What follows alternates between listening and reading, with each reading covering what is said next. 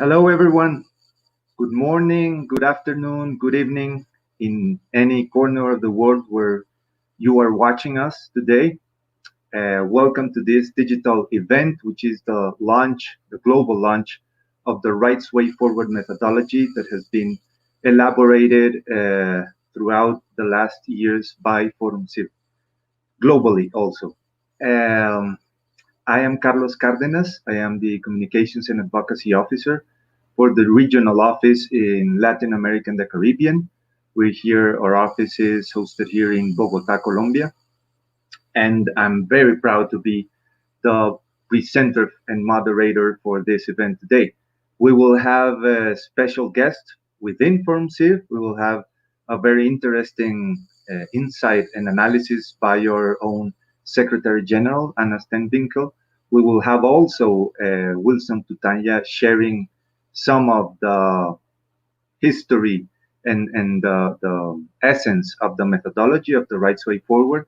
Wilson has been one of the most important people on the work that the methodology has had throughout these years. He will tell a lot more about that later on. And also, we will have special guests that have been part already of the implementation of the methodology on its pilot testing phase, but also already implementing it in different programs and projects in Eastern Africa, in Cambodia, and in Colombia. So let's get on with it. Let's start. Please feel free to start commenting and bringing in your questions as they emerge on the chats of this streaming, on the different streaming that we have on YouTube, on Facebook Live, of ForumCiv, our main office in Sweden, but also on our channels in the regional offices of Latin America and the Caribbean and Eastern and Southern Africa. So let's get on with it. We will be starting now with an introductory video that we produced to explain in a very dynamic and fun way the essence of the methodology. So let's take a look at this video about the Rights Way Forward. We continuously ask ourselves how to face the severe environmental impacts generated by the exploitation of natural resources around the planet. Not only the environment has suffered, many communities have been affected by floods, droughts, deforestation, and the scarcity of food and drinking water. Additionally, they have been the victims of war and violence, forced displacement, and conflicts worsened by the lack of knowledge of their rights and the denial of access to basic resources. This situation has been critical for millions of people around the world, driving them into deprivation and extreme vulnerability. We are at a moment when it is most crucial to rethink the way we are projecting ourselves into the future and undertake radical change processes to ensure the survival of the new generations. In the face of this worrisome scenario, what role should we assume towards a sustainable development for our planet? At ForumCiv, we believe that the answer lies within these communities. Each of them has substantial knowledge about what's going on in their territory, but often their voice is silenced and their knowledge overlooked.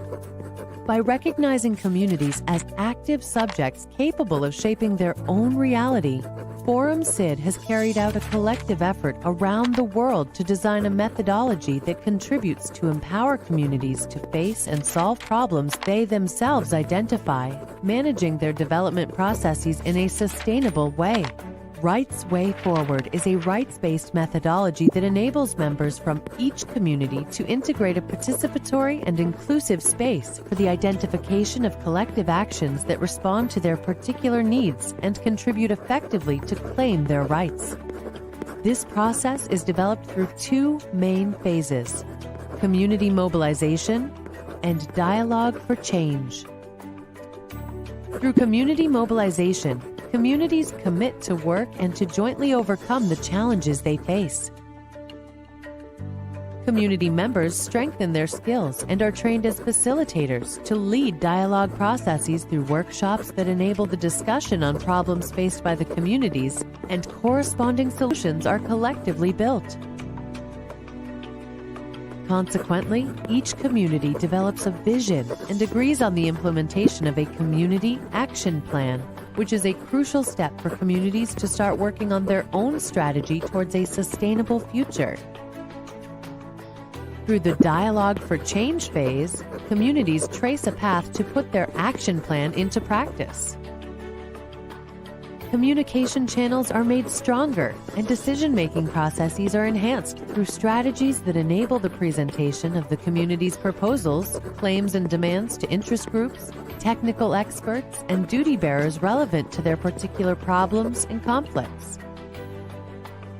Additionally, communities also develop self-managed initiatives, which contribute to strengthen their capacity for implementing action plans and their ability to engage in a dialogue process with duty bearers and diverse stakeholders.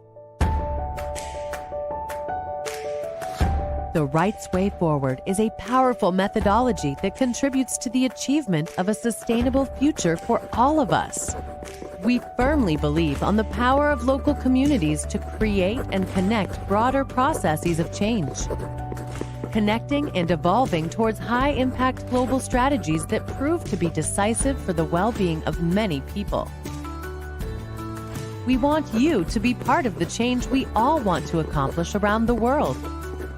Learn more about the Rights Way Forward and ForumCiv by visiting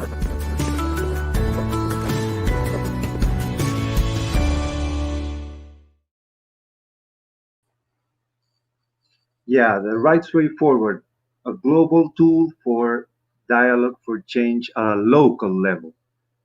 Now I want to bring in our own Wilson Tutanya, my dear colleague from the Eastern and Southern Africa Regional Office based in Nairobi, Kenya. Hi, Wilson, how are you?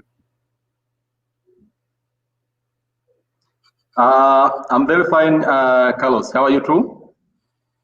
Fine, fine, thank you. Wilson, it's really great that we have today this moment of sharing with our audience and with our partner organizations and in general with the world this methodology that has been elaborated. You more than anybody in the organization knows about this process. So I want to give the floor to you so you can share with all of us some insights about the Rights Way Forward, its background and its different moments and challenges also. Okay, thank you so much, Carlos, for this opportunity. And good morning, good afternoon, and good evening, everyone who is following us from wherever you're joining from. As Carlos mentioned, my name is Wilson James Tutanya, working in ForumCiv since 2014. And right now I'm joining this conversation from our hub office in Nairobi, Kenya. So as Carlos just mentioned, I will give a bit of an overview of background about this Right Way Forward methodology.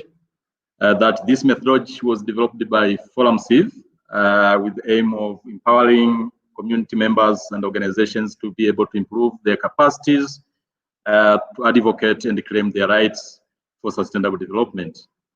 So basically the methodology builds and respects on the values, skills, and existing capacity of communities to be able to create their own change they wish to see.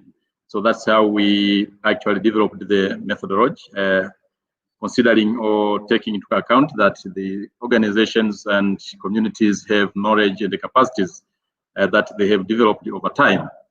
So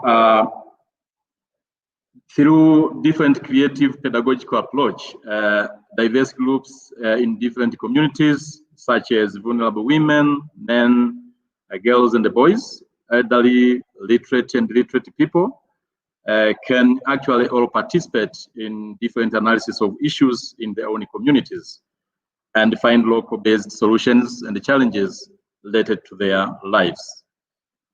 Processes under the Rights Way Forward methodology have actually helped the local organizations and communities to participate in the analysis of different issues, as I said, and find local-based solutions so that they can be able to solve their challenges, and also address injustices that perpetuate conflict, inequalities, environmental degradation, and the climate change issues, among others. So how has it worked? I would say the methodology has been used since 2014, and it has been successfully adopted by different organizations in different countries all over the world. We mentioned countries such as Cambodia, Tanzania, Kenya, Zimbabwe, India, and Liberia. But also we have some other organizations that have been trying to adopt this methodology from Sweden, working with their partners in different countries all over the globe. And I would say that this methodology or this process was started way back in 2014, or maybe towards the end of 2013, with an inspiration from a tool we call Environmental Lens tool, which was developed with the purpose of integrating climate change and environmental issues in projects in the program. So that was when we got inspired to develop the Right Way Forward methodology, because then ForumCiv thought that the environmental lens was actually focusing more on understanding existing connections. And then we thought that there was an opportunity to try to focus on how to actually engage the local communities. So that is how we got inspired in the development of this methodology. And following the conclusion or finalization of the Environmental Lens project towards the end of 2012, then this participatory tool, the Right Way Forward, started, and we actually developed this methodology using knowledge and participation from different organizations in all those countries that I just mentioned. So we had a lot of input from different organizations all around the world, and we have since then been trying to incorporate those kind of insights and improvements in this methodology. So I would say as of now, we are continuously trying to review based on the experiences obtained from different contexts and organizations, trying to integrate issues of gender, environment, and the conflict issues to provide broader perspectives when it comes to analyzing different issues in the community. This methodology actually, I would say it's very, very useful because it has the capacity to bring different people, especially local organizations, and it's very participatory in terms of the nature of the tools that we have developed over time. And it has really impacted different community members trying to work on the different issues and find the solutions that can be workable in their own context. So it is very flexible and adaptable based on different contexts. Just to summarize, this is a continuous work that we are still working on.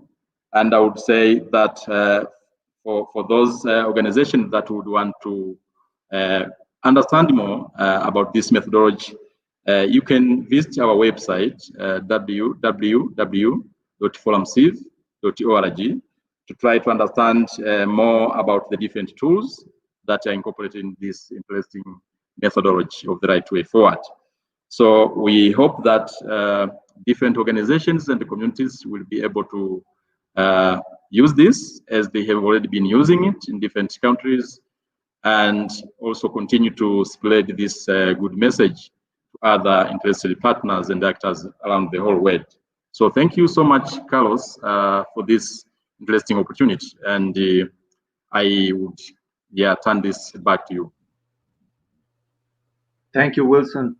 Thank you, Wilson. Indeed, I've been also near to the work and the methodology since the time I've been here in the organization, and I can say I agree absolutely with you. I think it's a powerful tool. It has this flexibility that makes it very adaptable to the different contexts and needs. And I think that is very in line with the spirit and the idea we have at ForumCiv, which is a needs-based approach and also a context-based approach on the work we do. And this means that what we intend to do is always a work that has a bottom to top approach. And in this sense, the right way forward is 200% aligned with that spirit and that approach. I wanted also, you mentioned, Wilson, about our webpage, forumciv.org, but then also we can share specifically where our viewers can find the information of the Rights Way Forward. It is already posted on our chat boxes in the different social media channels. There you will find the information about the Rights Way Forward, some explanations, and also, more importantly, the material as such, the downloadable material to carry on the process. Again, adapting it to your own needs. And also a good thing is that we already have a Spanish version of the material that is also in that same link that you got there. You will find a place where you can download both the English and the Spanish version for the methodology. Okay, so let's move on now to bring and to give the floor to our own dear Anna Stenvinkel, or Secretary General at ForumCiv. Hi, Anna, how are you? Hi, Carlos. I'm very well. How are you? Fine also. Thank you. Great. Anna, we would like for you to share with us some insights on especially like the significance and the significant results of the methodology within the work we do around the world. Yeah, thank you so much, Carlos. This is a really impressive tool, I must say, and this is something also I'm very, very proud of that we have within ForumCiv. And when I get to know more about it, when I'm traveling and so on, I'm very, very proud of having this tool within the organization, also see the result that the tool provides, because it's very powerful, still easy, but very, very powerful. I mean, why do we have it then within ForumCiv? It's because, of course, it helps civil society organizations and marginalized communities to advocate and claim their rights. This is sort of the main and the core issue, to claim their rights. How would they do it? How could they advocate for these things? And as both Wilson and Carlos was talking about, there would be this toolbox to be able to do those things. And of course, we do those things to have this sustainable society and a sustainable community. That's what we want to achieve. It is a rights-based tool, and we have had it since 2014, actually. And we have been working with it within the different countries. As Carlos, you said, you have been dealing with it a lot in Colombia. We also had it in Tanzania, and in Kenya, in India, in Liberia, and in Zimbabwe as well. So it has been used quite a lot, and it functions very well. What is very nice with this tool is, as it is in its simplicity, so to say, it really empowers civil society organizations so they can sort of claim their right, and they can work with advocacy and demand and so on. And how would they do that then? It addresses structural injustices, and it pinpoints that. And to have it like a dialogue to be able to achieve this sustainable society. So dialogue is really central to this tool, I must say. And of course, there would be dialogues with the duty bearers, with other actors like politicians and so on, to be able to achieve the different things that's needed. And the tool as such also provides different sort of spaces or a space, I would say, rather, perhaps different spaces, because it could be different tools, but it creates one space for different categories of people to be able to influence, to be able to advocate and to claim rights. And it wouldn't be regardless if for your gender or your age and disabilities and so on, everyone could take part in this. And that's one of the things that makes this tool very strong. And you were also talking, Carlos, about the results, and I'm quite sure, Carlos, that you have seen quite a lot of them in Colombia, and I know, Wilson, that you have as well in Kenya. And one thing that has been in Kenya would be this improved social service delivery. And in this case, it comes to, I do hope now, Wilson, I will pronounce this right, otherwise you need to correct me, but Majani Mingi County in Nakuru in Kenya. And they have now achieved access to water and passable roads. And this they did through increased dialogue. So that's really, really, we gave the power of the tool to the people to be able to see, what do we need? We need this. And then they increased dialogue and they got it. We can also see improved gender dialogues, so gender relations, and that you can see with inclusive decision-making, where you both have women and men taking part. And not only that the women taking part, also that men acknowledge the rights of women. And that's super important, of course. And this we could see in Narok in Kenya, and especially here we have women leadership roles in decision-making. And super interesting. And I know that we're working quite a lot with this, increasing the role and the power to women. This has been seen in Liberia as well, for example. Rights Way Forward also creates platforms, and that would be to create a platform to break the structural barriers, because quite a few of that would be structural, of course. And this is also, again, to be done by increased community-driven participation in the development processes. So it's all about this, having dialogue, have sort of the community to take part in the different things that were going on, like, for example, meetings. And that would be perhaps meetings for local authorities, and then you can see that you will have more from the community people being part of the local authority meetings. And we kind of seen that sort of interest for the local community to take part in those meetings. And we have seen it in Kenya, in Tanzania, and in Colombia. I also want to mention this with this strengthened spaces for dialogue between both communities and policymakers and political leaders, a bit we have been talking about at the beginning. And here we have seen it quite a lot, actually. For example, in Kisumu in Kenya, where we have local women and youth groups who have been working through community-based organizations, and in that case, sort of participated in local needs identification. So what would our local area need, and sort of identify that, and then sort of advocate for that, have a dialogue about that to be able to achieve different goals. And this is quite interesting, but and that has sort of, you've seen, replaced what was used before much with the local duty bearers. They were working with that more before. And the final thing I want to say here is that we also have seen the increased community's role in the work with conserving national resources. That is also, of course, super important to work with natural resources. And this has been done by both women and men, that they are working side to side to do this. And we have seen it as well in Tanzania, Colombia, Cambodia, and Kenya, and I'm sure quite at a lot of more places. So this, Carlos, what a bit was I was supposed to say at this moment. Do you want me to add anything, or do you have any questions? No, and I think you covered a lot of issues. Of course, we could go into details of many of the interesting things that are going on around the world in different places where the methodology is being used.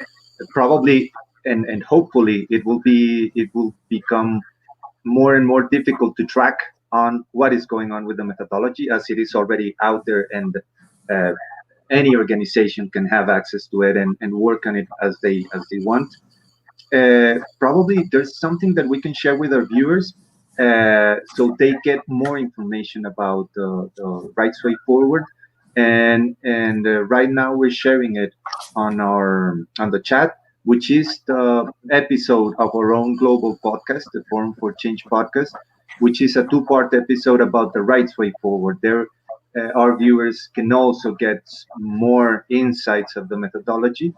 And also, Wilson was suggesting that he wanted to come back to give a little bit more information on the methodology, especially explaining a little bit about the two phases, the two main phases that the methodology has on this process for dialogue for change based on the communities themselves. Great. Thank you very much, Anna. Thank you. I just want to say that really, really underline what you say about the podcast. It's so good. And it's a super good also method to get to know some more about this. So please listen to the podcast. Right. Thank you, everyone. Bye-bye. Thank you, Anna. So Wilson, yes, please share with us a little bit more about the methodology and its general structure with these two phases. Yes, thank you once again, Carlos. Exactly, I just wanted to build on what Anna just mentioned. It is very crucial that our viewers and followers can understand this, that the methodology actually is built around two main phases, and one is called the community mobilization phase. And this is where Anna was actually talking about mobilization of the communities so that they can be able to bring up different issues. So the community mobilization phase actually has three main steps. One being the planning and stakeholder engagement, and then moving to training of community facilitators before the final step, which is the community workshops. And actually the community workshops bring what we normally call community action plan, where we usually see the community members and organizations coming up with these different issues I was talking about in the first place. And then the second phase of the methodology is what we call the dialogue for change phase. And this is basically meant to bring together different actors and organizations together with duty bearers so that they can try to address the different issues and the challenges that happens in the community so that viable solutions and workable solutions based on different contexts can be brought up in this case. So that's what I just wanted to highlight, Carlos, because I thought it's very important for our viewers and the listeners to understand these main broader phases that builds around the methodology, and that during the dialogue for change phase, we basically have also to follow some other steps, including the places where we build the capacity of the duty bearers and the right holders to be able to engage into constructive dialogue processes. Thank you so much, Carlos. Thank you, Wilson. And as we said, if you're interested in learning more and more about the methodology, of course, there's the material in the link. There's also the podcast that we shared in the comments. That podcast, it's hosted in that link that we shared, but you can also find Forum for Change in almost all platforms that are hosting podcasts: Apple Podcast, Google Podcast, Spotify, TuneIn Radio, etc. So now we move on to probably the second part of our event today, of our conversation about the rights way forward. And now we're gonna bring several people from different places of the world that have been implementing the methodology or have been part of ForumCiv in the past, accompanying the implementation of the methodology in different contexts. We will start with an experience based in Kenya, in a region called Mogotio. I hope I pronounced it well. But first, before we have our guest to talk a little bit about this experience with the methodology, we're going to watch a short video about the results of the rights way forward in this specific context. So let's watch this video first.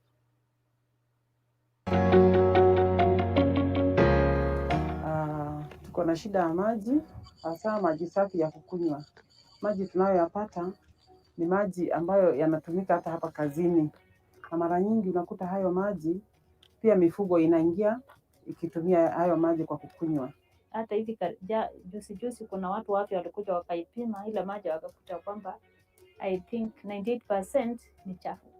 Wakati tunapotumia hayo maji, mara nyingine tunakumbwa na magonjwa, kwa sababu kuna wengine hawachemshi. Magonjwa yamekuwa pale, watoto wako na hiyo magonjwa ya kuendesha, wamama wako na challenge pia za kwenda hospitali. The issues of women participation. You see, like now when men go in the budgetary process and deciding on what to be done in the budget, they don't consider things like water, because they see that as a challenge for women. Nafikiri jamii tuliwaelimisha jamii nao pia wakajua umuhimu ya kuwa na hospitali. Vile hiyo mwendo, vile wamekuwa na matatizo ya mambo ya magonjwa, iliwabidi wa propose waseme hapa inafaa tuwe na hospitali, sababu huduma ilikuwa mbali nao. Kuwa na facility kama hiyo ni haki yetu na ni jukumu yetu kuifuatilia. Right way forward ni ile kuelewa mwafaka, ile jambo unaweza kuielewa vizuri na uchukue jukumu la kuipeleka mbele. Hakika tulichukua hiyo jukumu, tukaifuatilia, tukaona hakika at least tuko na mwangaza. But now when we are involving women, they will see the challenge of water as theirs. So that's why the men has been normalizing that we have water, that's not an issue. We have health facility because that's not their major issue. Because the most people who are affected and vulnerable to diseases are women and children. Na nafikiri tangu tufunzwe kuna mambo yenye wanafanya mpaka usafi imesaidia, magonjwa imereduce.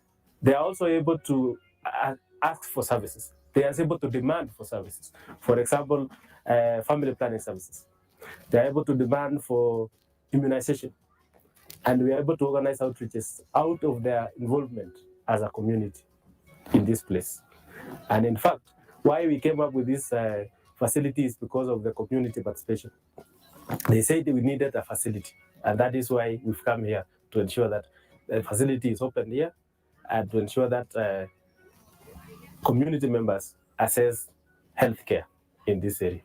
Jamii imefaidika kwa sababu wakati unaona mambo na family planning na mambo ya kusaidia, wamesaidika pale. Wamama wengi wale walikuwa hawajaelewa mambo ya family planning wameelewa sasa. Sasa ile kupata watoto bila mpango imepungua sasa. Na mambo ya maji nafikiria vile tunaongea nimeona tunaisaidika. Sababu kama watafuatilia vile tunasema watu watakuja kuwa na maji safi.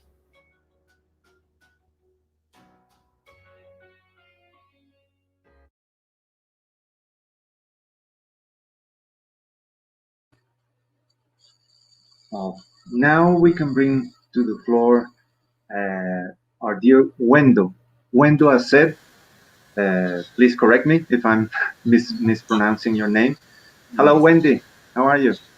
Very well, thank you. How are you, Carlos? Very well, also, thank you. Wendy, I know you are a part of an organization called Dandelion Africa, and that you are a partner organization of ForumCiv in the Wajibu Wetu program. Maybe if you could tell us a little bit about yourself and this work you've been doing with your organization and within this program. Thank you so much for your question. I'm Wendo Aszed. I'm the founder and executive director of Dandelion Africa. We are a small grassroots organization based in a rural community. I love it here because communities have awakened their consciousness on what they want as communities, what they feel is important for them. So at Dandelion Africa, we run different programs from advocacy, sexual reproductive health and rights for hard to reach communities. We have youth programs that works with up to 50 schools. And we also work with over 5,000 women in economic empowerment programs. So that is what the organization actually does. And we work specifically in arid and semi-arid strips from where I am right now, Nakuru County, Mogotio Baringo County, we are in Kajiado. And those are some of the areas in which we work. Carlos. Thank you, Wendy. Through the video, I think we get a very powerful idea, a very strong idea of how the methodology has had a real impact on the situation and the transformation of the community in certain conditions, in certain issues. First of all, I would like to ask you, what is your general feeling about the methodology? Not getting into details, but in general, what is your own, Wendy's general feeling about the right way forward? I'm going to put it in a few sentences, Carlos. There are 47 million Kenyans, and about 26 million are women. Out of these 26 million, 15 million women live in rural areas. Dandelion Africa is a community organization, but we focus on women's rights. Now, if 15 million women cannot access basic healthcare, they cannot access clean water, they cannot access maternal and child health, they cannot access information on climate change, they cannot access justice for sexual or any level of gender-based violence, being that we live in an area where issues of female genital mutilation is rampant, then we have a problem as a country. So my general feeling of the right way forward is that this is what we've been waiting for. Like, since it began till now, there's been incredible impact. And if every organization could adapt the right way forward, especially those living in rural communities, I think we're gonna change the whole development sector of our country. So that is my general feeling. Thanks, Wendy. Yeah, that seems it seems that has been very relevant to the type of work you do and the type of work that is needed in the context of Kenya. For how long has Dandelion Africa been working with the methodology, and in which ways? How have you appropriated the methodology? I would like to hear a little bit about that. Thank you so much. So we first interacted with the methodology in 2016, where Mr. Wilson came to Majani Mingi and at Dandelion, where we are, to train our facilitators. Now, from the beginning, I feel like especially in rural areas, we just go with the flow, and that's the reality of life. We see there's no water, so we go to the river and drink whatever water is available for us. There's no electricity, so it's okay, we'll just cut down trees and have our small jikos, what we call them. We don't have healthcare, so we will deliver children at home. So we've normalized life without dignity. And so when Wilson came and we started working with the Right Way Forward methodology, communities started to ask themselves, don't we deserve to have a life of dignity? Don't we deserve to have a health center? Don't we deserve to reduce the maternal and child health mortality in our region? Don't we deserve to have clean water for ourselves and our children? And so over time, when they were doing the mapping, it is, for me, Right Way Forward methodology is a concept that we have integrated in all our 4 programs, because we believe that everybody, not just the community, but the staff, the team, we need to internalize our power, because Right Way Forward does that. It gives you the power to question, gives you the power to claim, gives you the power to even wish for possibilities of things. Guys maybe in urban centers think that us living in rural areas don't deserve to have good stuff. So that is what it does. So after they did the training and we did the mapping and we finished doing that, we started seeing, women started noticing that there was so many gender disparities in our communities because of our patriarchy culture. For example, like you saw in the video, the men would not go and fetch water. So the woman has to wake up at 5 in the morning, go fetch water, firewood. Everything is on the woman. The burden on women is just too much. Yet it is the same woman who we are always saying you need to vie for leadership position. In rural areas, I think communities felt like once we've selected leaders, we never see them until the next election. We don't know the processes of following through certain systems to ensure that how do we get a health center in our region? So Majani Mingi, for example, if I may give you the background, Majani Mingi is a place where it has 375 households. We're talking about almost 7,000 people who live there. They were relocated to this particular region with no water, no electricity, nothing, no schools, no hospital. And they were resigned themselves into thinking that this was normal. So for us, after the methodology and the community and the facilitator started training community members, people started believing that it is possible for us to live a life of dignity. It is possible, and this is how we can follow the budget process. It doesn't matter if I've ever gone to school or not. I deserve to have a life of dignity and I can claim my rights as a Kenyan. And so for us, we have seen significant change just by that thought. So that is the process in which the Right Way Forward methodology from 2016 till today still exists even within Dandelion Africa.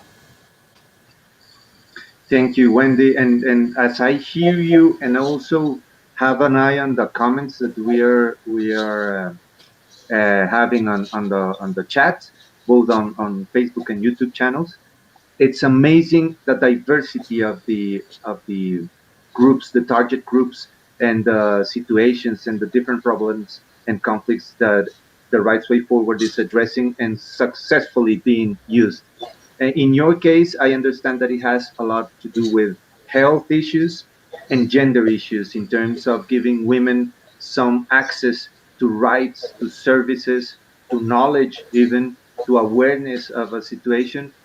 Maybe now I would like to ask you if you could share with us more in detailed impacts and results of the implementation of the methodology. Thank you, Carlos. Yes, definitely. Majani Mingi is just one of the villages in which we took the Right Way Forward methodology and owned it. So the community really owned the process because they saw the possibilities. So one of the things that changed was they lobbied to have a vocational training center.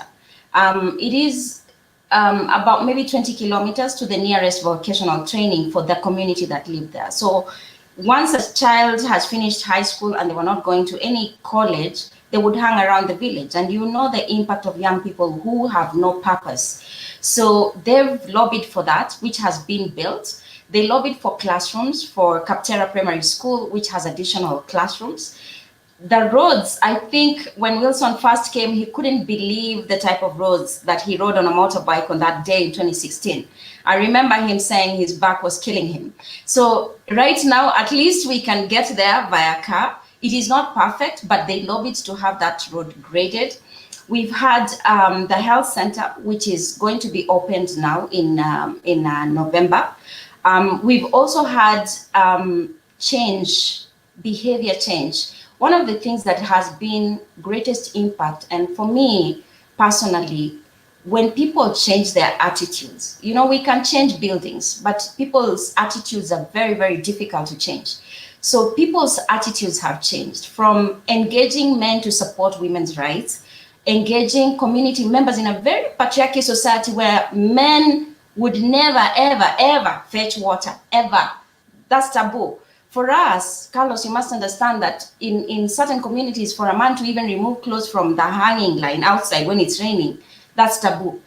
For a man to go into the kitchen, the milk is pouring and the wife has gone to fetch water, it's taboo. So for men to change their perspective and start taking a serious role in helping out in the homesteads, where we were teaching women that they are also responsible for how we are raising our boys, how the boys turn out. A boy, you always send the girl child, go fetch water. The boy is out playing. We started teaching about these gender roles, having a gender balanced home. And we began to see a significant change in how communities were adapting, how men were coming in. It is men now who fetch water in Majani Mingi, not women. And women are now coming up into leadership positions because they have more time. And as you heard Rita saying in the video, contraceptives is a serious issue for us. Women have no access to contraceptives because of distance to facilities. So having a facility where women can access contraceptives, you know, if I am in charge of my own body, then I can do anything I need to do, including being a leader in my own community. So those are just a few, like it's a lot, but those are the ones that are really firing me up when I think about the Right Way Forward methodology. Thanks, Wendy. Yeah, I know we could spend the whole the rest of the time for talking about the work you're doing there, and I can see also from the comments that it is really valued by people there, and as they are saying, not only in Nakuru County. I would like to finally ask you something, and it's regarding as a value that is important for us at ForumCiv, and it's part of our institutional steering guidelines. which is the continuous improvement in general, like a value of continuously being open to improvement. And in that sense, we are aware that the methodology, even though it's there and it's like a product, a material that it's already there for people to use, it can still be continuously improved. So I would like to ask you, considering some of the challenges that you still have in the work you do, what do you feel that can make or could make the right way forward a stronger methodology? What additional components or elements to strengthen the tool would you consider that could be important to think about and to probably work on? Thank you. That's a hard question. I think social inclusion. We work with people who are differently able. Whilst the methodology can be used for people who've never stepped in a class, but in our communities, if we don't pay special attention to people with different abilities, then we're leaving other people behind. And I believe that this methodology is actually created so that nobody is left behind in any capacity. So it's hard, I know, for someone who's deaf or blind, but I imagine because it is such a simple methodology that there has to be a way that there can be a way we for example, even at Dandelion, we can adapt a different methodology to train and ensure that we are very, very inclusive. For me, that is the only thing, apart from, of course, ensuring that any organization that you partner with engages and integrates it. For example, like we do with even community health volunteers, youth groups. It can be used in any capacity. It doesn't matter where you are in the world. The language is the same. People need to claim their rights, and that's how we are going to manage to be able to live a more sustainable life. Yes, yes, Wendy, and in fact, there is a comment from, again, sorry if I am mispronouncing your name, Gradus Ochieng, and he asked if the Right Way Forward has a docket for people living with disability. I think that what you're addressing gets to that same point. I feel that the methodology tries to bring some tips in the material. When you read the material, there are some tips to try to be as inclusive as you can, but still it's a big challenge when you have, for example, people that do not hear, cannot see. Probably it has more tips related to disabilities, related to mobility, more than with some of our senses. But yeah, I think it's good to feel also that we don't have a perfect tool. It is perfect in the means that it's a process and not a product. So it's continuously renewed and improved, and always based on how it is applied and what are the needs of the different contexts. Wendy, it has been a pleasure to talk with you. It's been a pleasure to meet you. I hope the work you do, the valuable work you do with Dandelion Africa, keeps on growing, keeps on impacting and supporting many, many communities in Kenya. Probably we'll have you back later on when we have, at the end of the event, the final moment where we have some questions from our audience. So we will have you then back to probably answer some questions from our viewers. Thanks a lot, Wendy. Thank you. Okay, so now after having this great moment with Wendy, we're gonna move on to Cambodia. We're going to Asia to talk a little bit with our former colleague, our dear Mostafa Sen. Uh, he was a staff member of ForumCiv for several years. I had the pleasure to meet him for a while when we were working on one of the stages of the methodology, mainly in my role with the production of the video we saw at the beginning. It's a pleasure to have you here, Mostafa. How are you? You're muted. I don't know if you have to unmute yourself.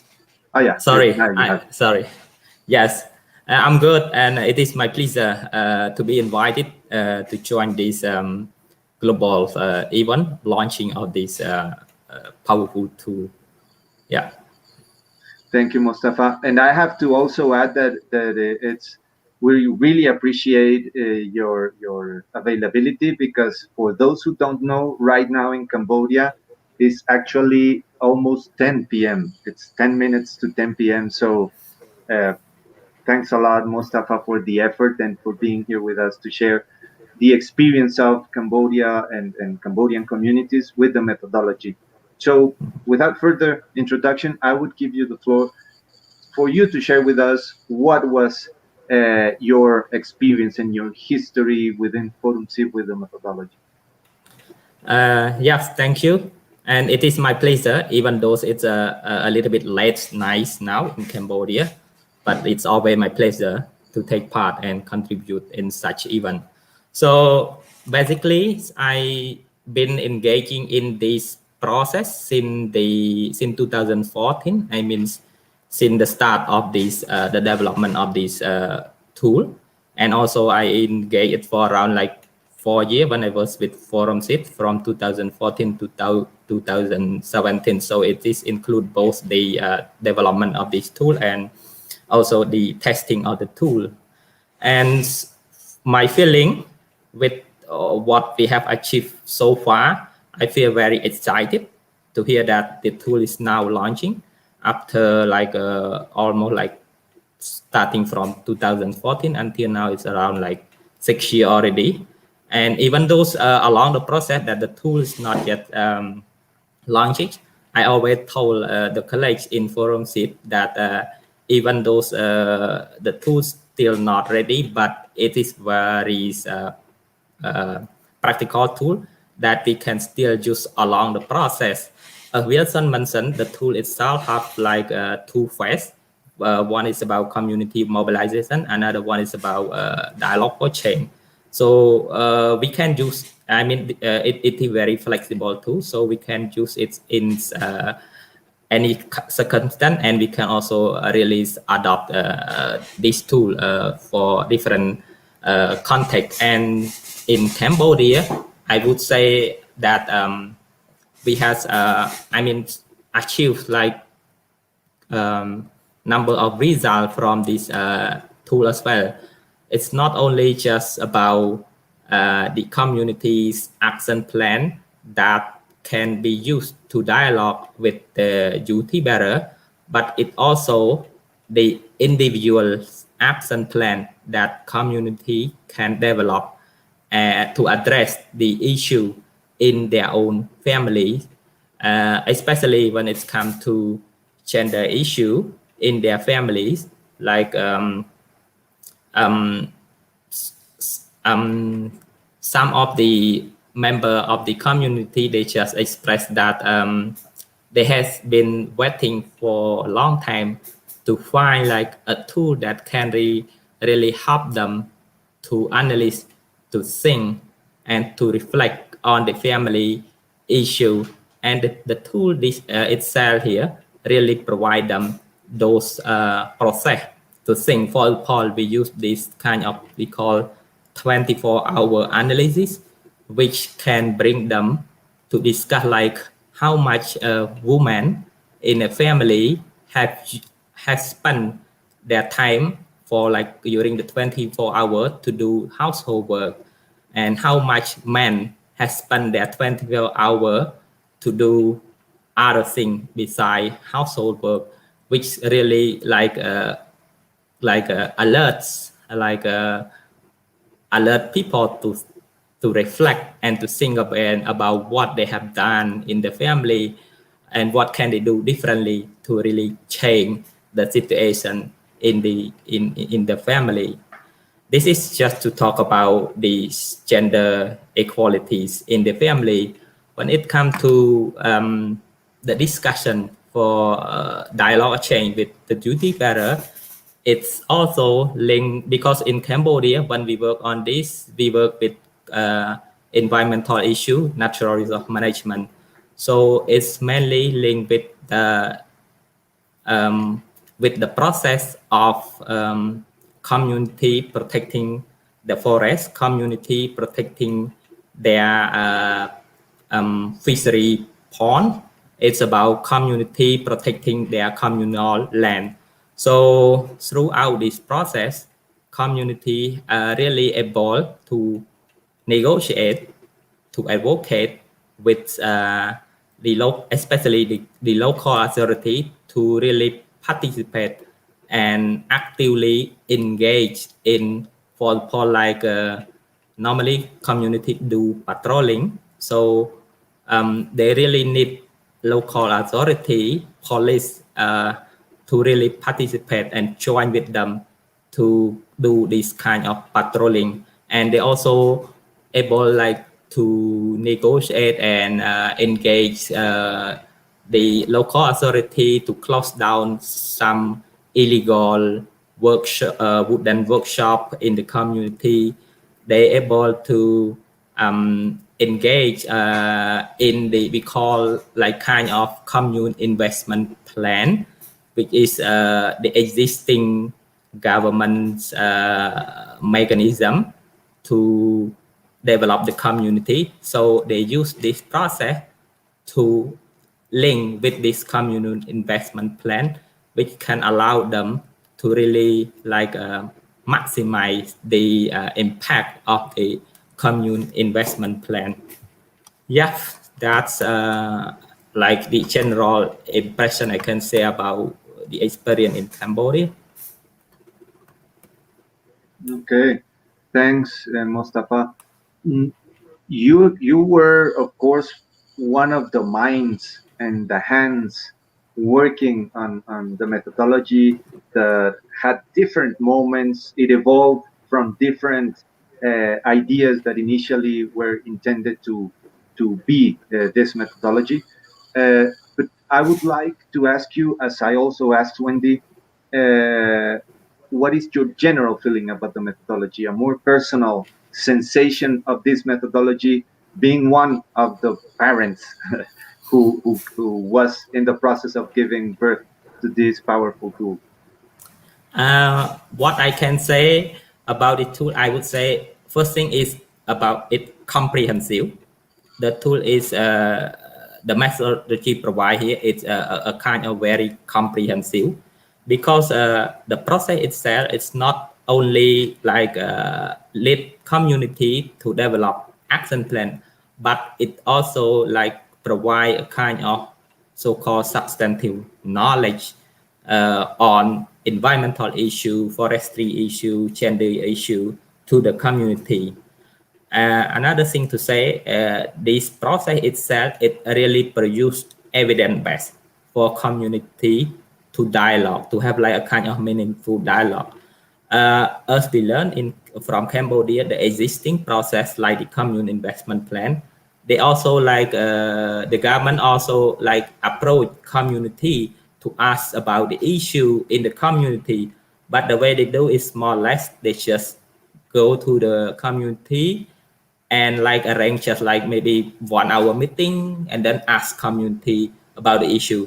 But this process, it's not just about asking, but taking community to really see, discuss, analyze among the community themselves, and they have the tool to help them to look in depth, to analyze the issue in depth, so they can really see like the real root cause, the real issue behind. Because our understanding from the process is that in order to really address the problem in the community, we need to know the real root cause in the community. So this process, it gives power to the community to lead the process. And another thing that I want to say is about this small methodology is it can really produce result at different level. For example, we start with building the we call community facilitator. This process is a real participatory process which lives by community. So to do that, we need to strengthen the capacity of the community facilitator. And I think most of us know community have like different level of knowledge to understand and to also capture the modern or participatory method. So when teaching them, when working with them to strengthen their capacity to facilitate this process, it really provides a real learning environment where they can use kind of critical thinking, critical analysis in this process.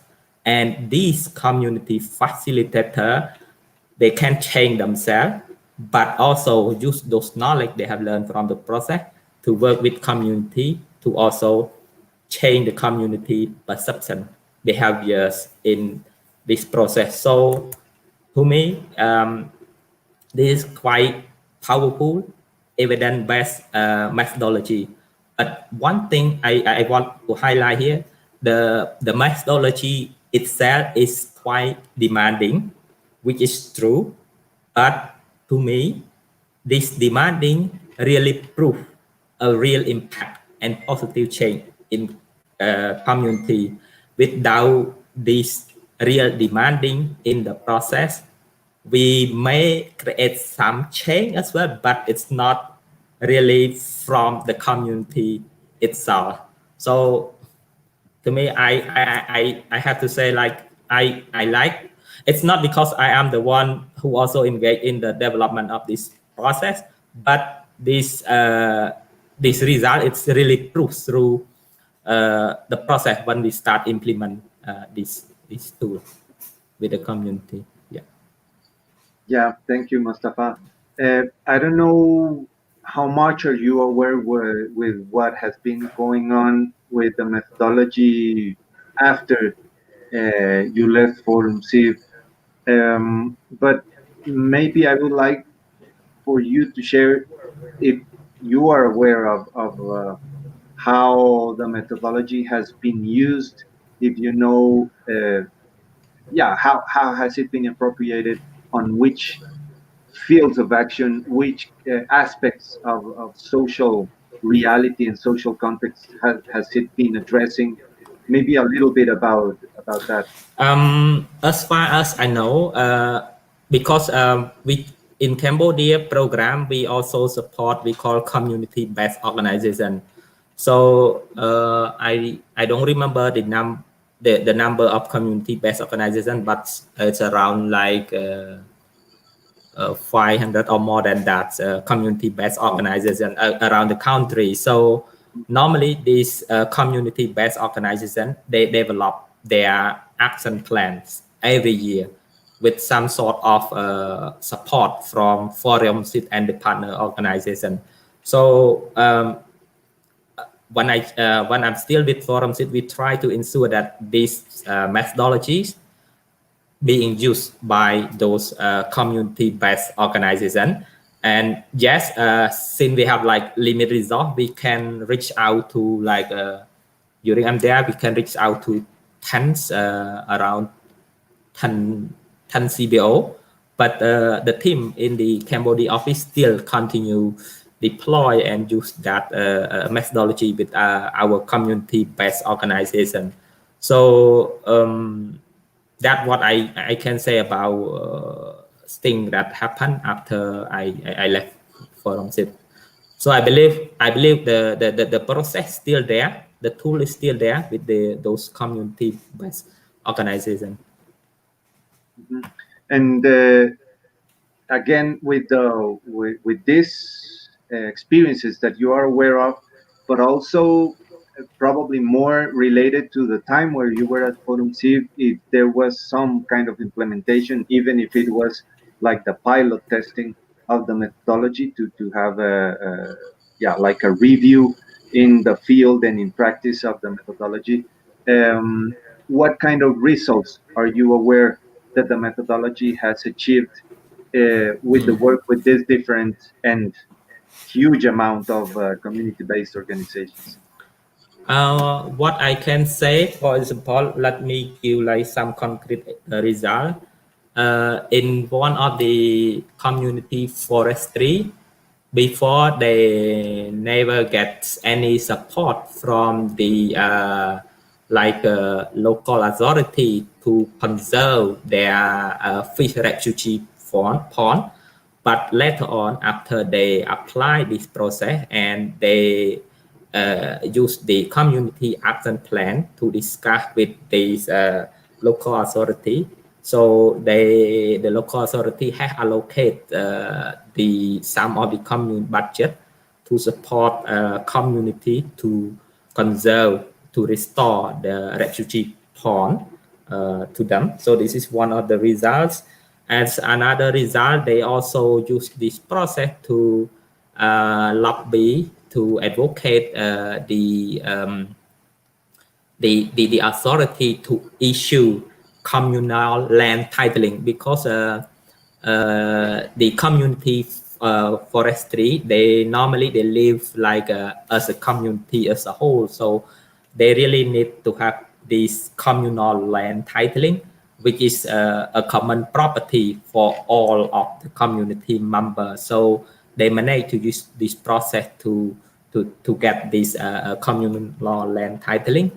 They also manage to use this process to engage local authority in patrolling activity, because to protect forestry, since there are like a number of illegal logging activity, so they need to do like kind of regular patrolling to the community forestry. So by doing it alone, by the community, it risks for them, but they manage to lobby these the police to engage in this patrolling activity as well. So it's a kind of like participatory from authority. And another result, I would say, the process itself, it's not only just like produce result for community, but also for individual, because some of the community member, they use this process to develop their income, like their business plan as well. I give one example of the one community member in Kampong Terlaj. They, after gone through this community action plan development, they have produced their individual, their family income action plan in relation to how they raise the pig, how they can sell the vegetable to generate more income for their family, because the action plan itself have give them like a milestone, have bring them to think about risk, has brought them to think about what input can they get, and what are those stakeholders that can help them in order to make their own action plan success. So it really like kind of comprehensive process that they can think all around.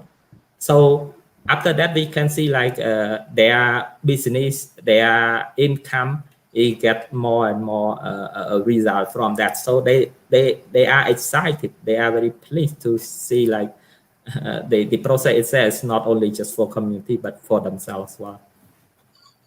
Yeah, I think that's also another point that's important to consider.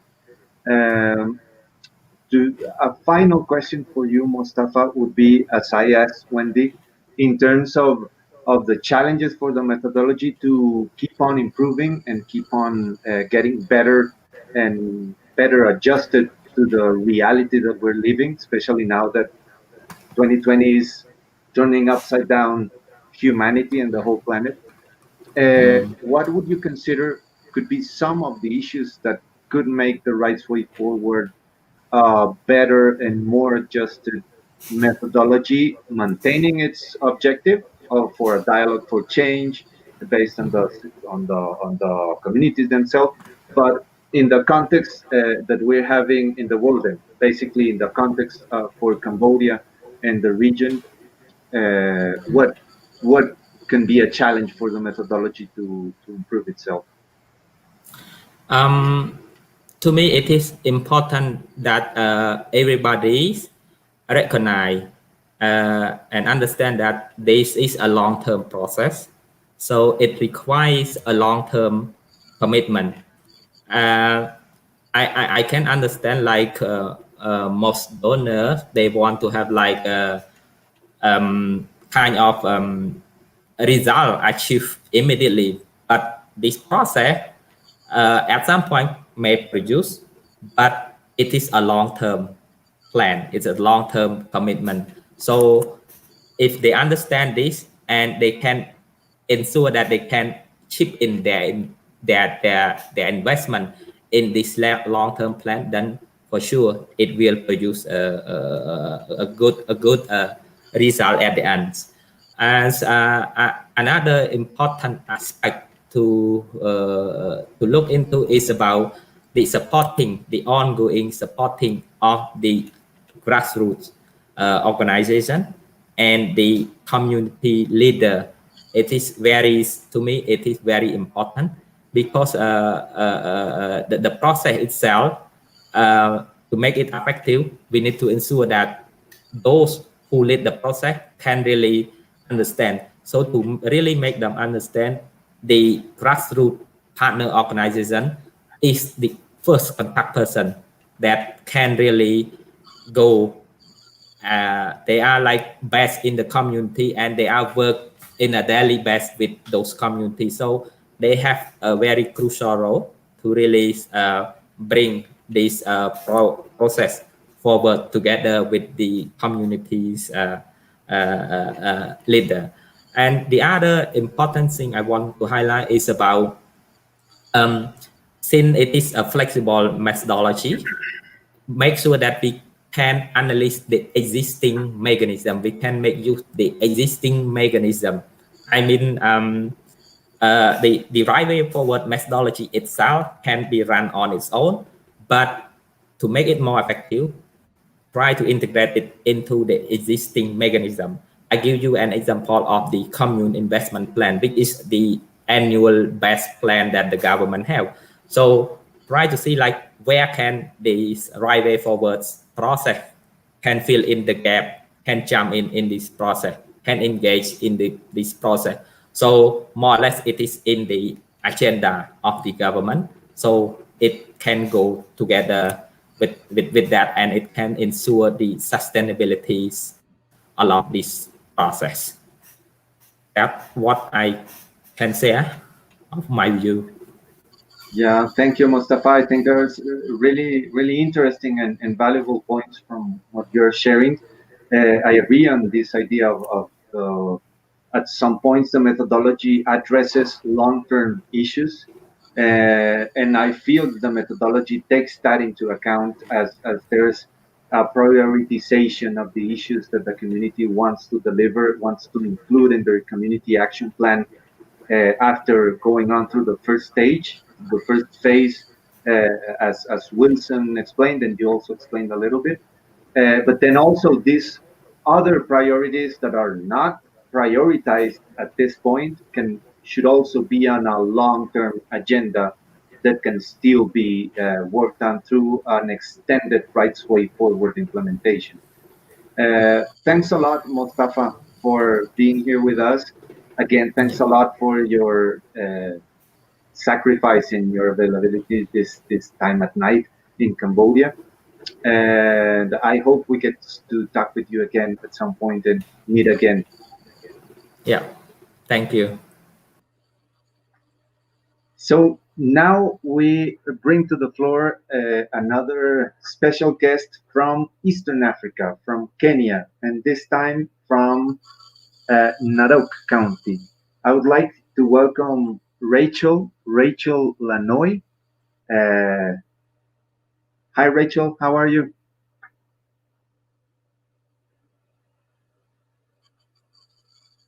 You're muted. Very fine. Yeah. My name is Great. yeah. Yeah, Rachel, I understand that you have been a Rights Way Forward facilitator in the work with some communities, specifically in the Suswa community in the Narok County. I don't know if we got to meet each other. I got the privilege of being there at some point in one of the meetings of the Rights Way Forward. I felt that it was really interesting. It called my attention a lot, the participation of women in the activities. But yeah, I would like to give you the floor by starting to tell us a little bit of how has this process been for you being a trainer with the Rights Way Forward implementation in the Suswa community, with the Suswa community. Okay, thank you very much. Okay. Can you hear me? Yes, we can hear you loud and clear. In the year 2018, I was trained together with other facilitators, community facilitators, and ForumCiv organization. We were trained. After the training. We went to the community. We went to the ground. We trained the community in a period of 1 year. We trained them on the gender issues, rights and accountability, the responsible duty bearers, and so many others. After that training, the community has really changed. The Right Way Forward methodology has really changed the culture of our Maasai community, since the Maasai community is the community which believes that a woman cannot stand in front of men, a woman cannot be a leader, a woman cannot be involved in any decision making. But due to the Right Way Forward methodology, we teach them in many community trainings. After we teach them, their achievement is very good. Men have started to work together with the women. Women are now allowed to work, to go to work. Women are allowed now to participate in decision making. Women also are allowed to be leaders. For example, in the community elders, women are now included in the community elders meeting. They can also make decision. So it has really changed the culture of the Maasai. Through also the Right Way Forward, we have teach the community the different responsibility of the duty bearers. Now, if we have an issue of maybe water or health or road or any other issue, now we know who are the responsible for the issues. We have now known the function of the national government through Right Way Forward process, the functions of the national and the county government. We have really differentiated them. And so the Right Way Forward has really changed our community. When we finish the first phase of the Right Way Forward methodology, which is the community mobilization, at the end of the training, we came up with a community action plan. The community action plan contained the most prioritized issues in the community. In that community action plan, now we have many achievements. We have formed the CBO in our community, both in Suswa and Rapland community. We formed the CBO. Another achievement that we got from the Right Way Forward, we have now engaged many duty bearers. For example, in Rapland community, they have engaged the ward admin in the ground. Now they are working with the ward administrator. And also through Right Way Forward, they have lobbied for many issues. For instance, there was a health facility constructed in the Rapland community. That facility was constructed and there was no medicine, there was no trained doctor, But through the knowledge we get from the Right Way Forward training, they start lobbying, the facilitators start lobbying for the trained doctors, and also they lobby for the medicine, and they have all achieved that. Also in the gender issue, let me go back to the gender issue. In the gender issue, we have many achievements. For instance, there before the teaching of the right way methodology, women have a lot of work at home. There was no division of labor. Women are so much despised. So after the training of the right way forward, now we can work together with men. Men also can do the housework. They can also allow women to participate in every activity. So we have really get a lot of achievements. Another thing that after the training of the right way forward methodology, the ForumCiv, we mobilize the men's, because men's also are very important in the gender. So we mobilize the men's in our community. ForumCiv help us. They have 3 days. They have the 3 days occasions whereby they slaughter 3 goats. They celebrated and they speak on how they can go forward on this right way forward. How can they change? How can they go forward and change the culture of Maasai? So that one bring unity among the men's, which has really helped us in implementing the process of right way forward.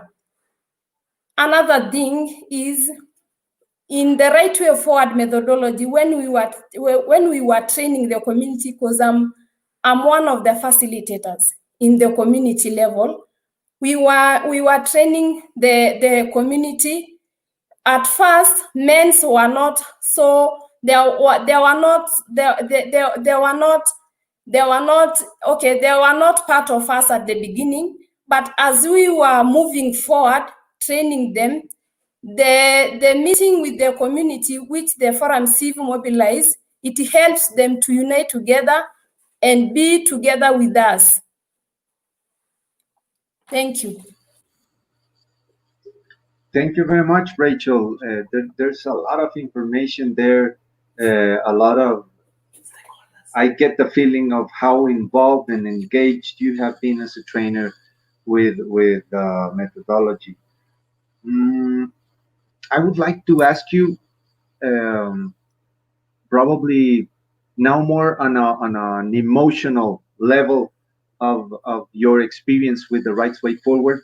I would like to ask you, what is your general feeling about the methodology? How do you feel with this methodology as not only as a trainer that already has this information and these skills to deal with it and to deliver it and to work with it with communities, but as a human being, as a Kenyan citizen, a woman citizen? What are your general feelings with the methodology, Rachel?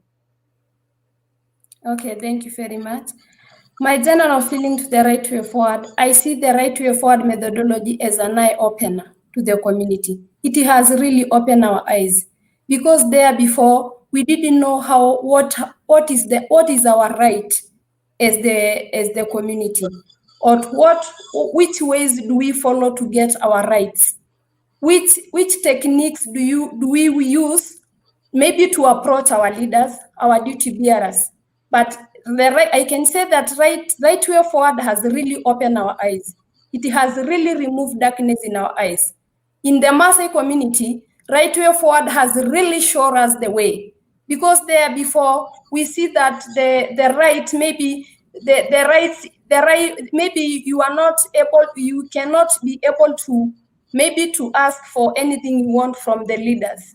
But now we have known that it is our right to have anything from our leaders, because it is us who elect them. So the right way forward, it has really shown us the way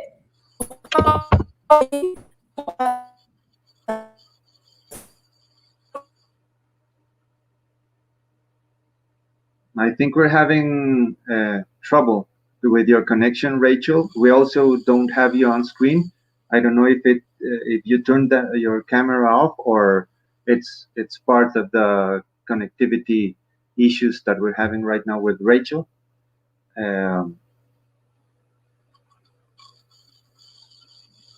Yeah, it seems she's having trouble. Hopefully, we'll have her later on, especially when we have a round of questions and comments from our viewers. And if she gets back soon enough, we'll go on again with her. So we don't get that late on our agenda for the conversation today. I want to bring on now our colleague or former colleague from our regional office here in Latin America, my dear friend José Luis, who was part also of the process of elaborating the methodology and also in its implementation. Hi, Jose, how are you? Hey, Carlitos, how are you, brother? Thank you for inviting me. Fine, man. It's a pleasure to have you here today. It's a good pretext to have a little chat here together, but also with this great audience that is sharing also on the comments amazing experiences and results with the implementation of the Rights Way Forward. Later on, we'll get also to share some of these comments, some of these results with our general audience. Jose, we can say that you were part of the final stage of elaborating the methodology, like its birth. You were also one of the parents, and you were one of the responsible people that gave it birth as it is right now. And also in the final stages of the implementation here in Colombia with a pilot testing, a very interesting process that we had here. But first, maybe I would like to ask you, what is your general feeling with the methodology? Let's see, personally, I'm proud of have been taking part of such a team. And I would resume the whole methodology as just like that, a team in the making, a team in the design, the formulation, the testing, and a team in the implementation. And I would say that's the secret of the whole thing.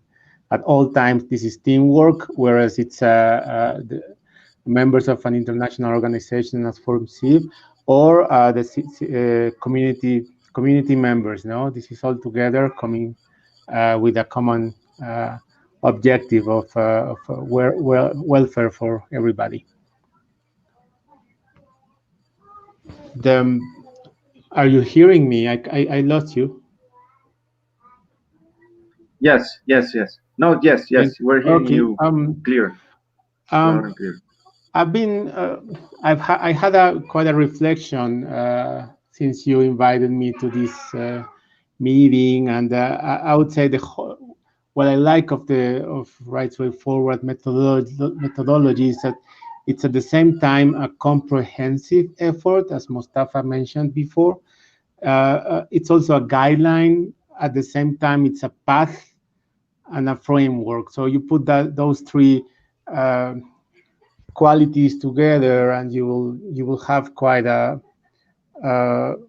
successful tool. It's not only the resource that it's not the only resource that a community or a small context will have, but for sure it becomes a comprehensive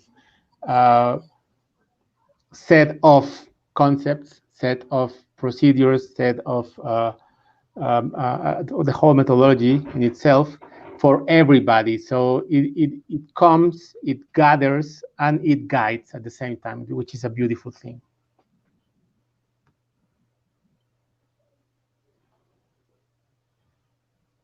Yeah, that's inspiring.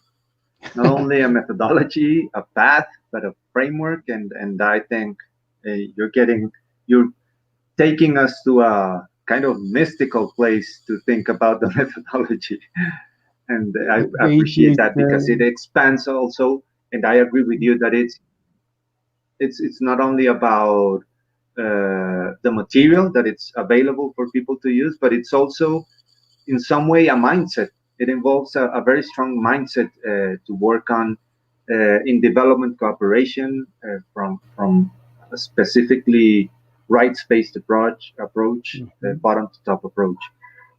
Jose, I would like to ask you now about your experience more with the implementation of the methodology here in Colombia. I accompanied you in many of those moments, but yeah, please share with us what did it consist of, and for how long was this going on in Colombia? Yeah, we called it at some point a pilot effort, no, testing what we had already built up in early 2017, and for a year we managed to use all the learnings and put together a common effort in the region of south of Tolima to gather duty bearers, community, social, civil society organizations, and grassroots organizations. The context of this region is historically important for Colombia. It's where the whole armed conflict had its beginnings, and it reflects how the actually Colombia is right now. So it is an incredibly sensitive context, incredibly volatile, unsafe, complex for everybody, and it has some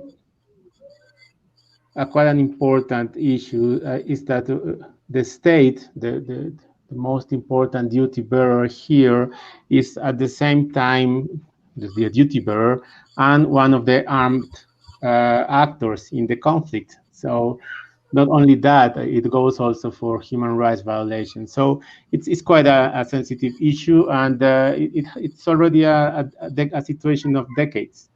What we managed to do was to implement the Rights Way Forward methodology, targeting an encounter, a seminar, a meeting in Chaparral in the city. It took months of preparation, and going back to what we were saying before, it gathered all the actors, be it institutional from the state, from the local authorities, also from the private sector, all the businesses and enterprises that are exploiting the natural resources, and civil society organizations, human rights organizations, and community-based ones.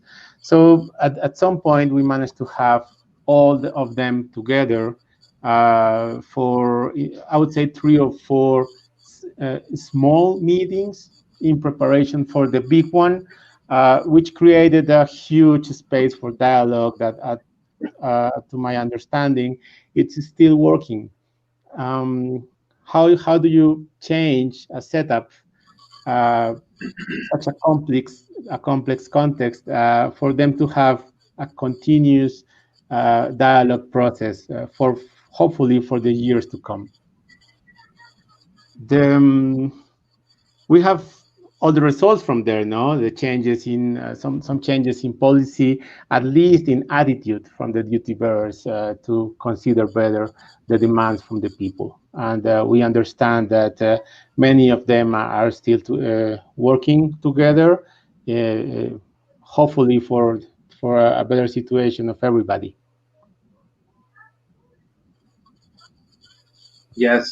Yes, they have been working. Of course, this year with the pandemic, it seems that some of the processes have slowed down.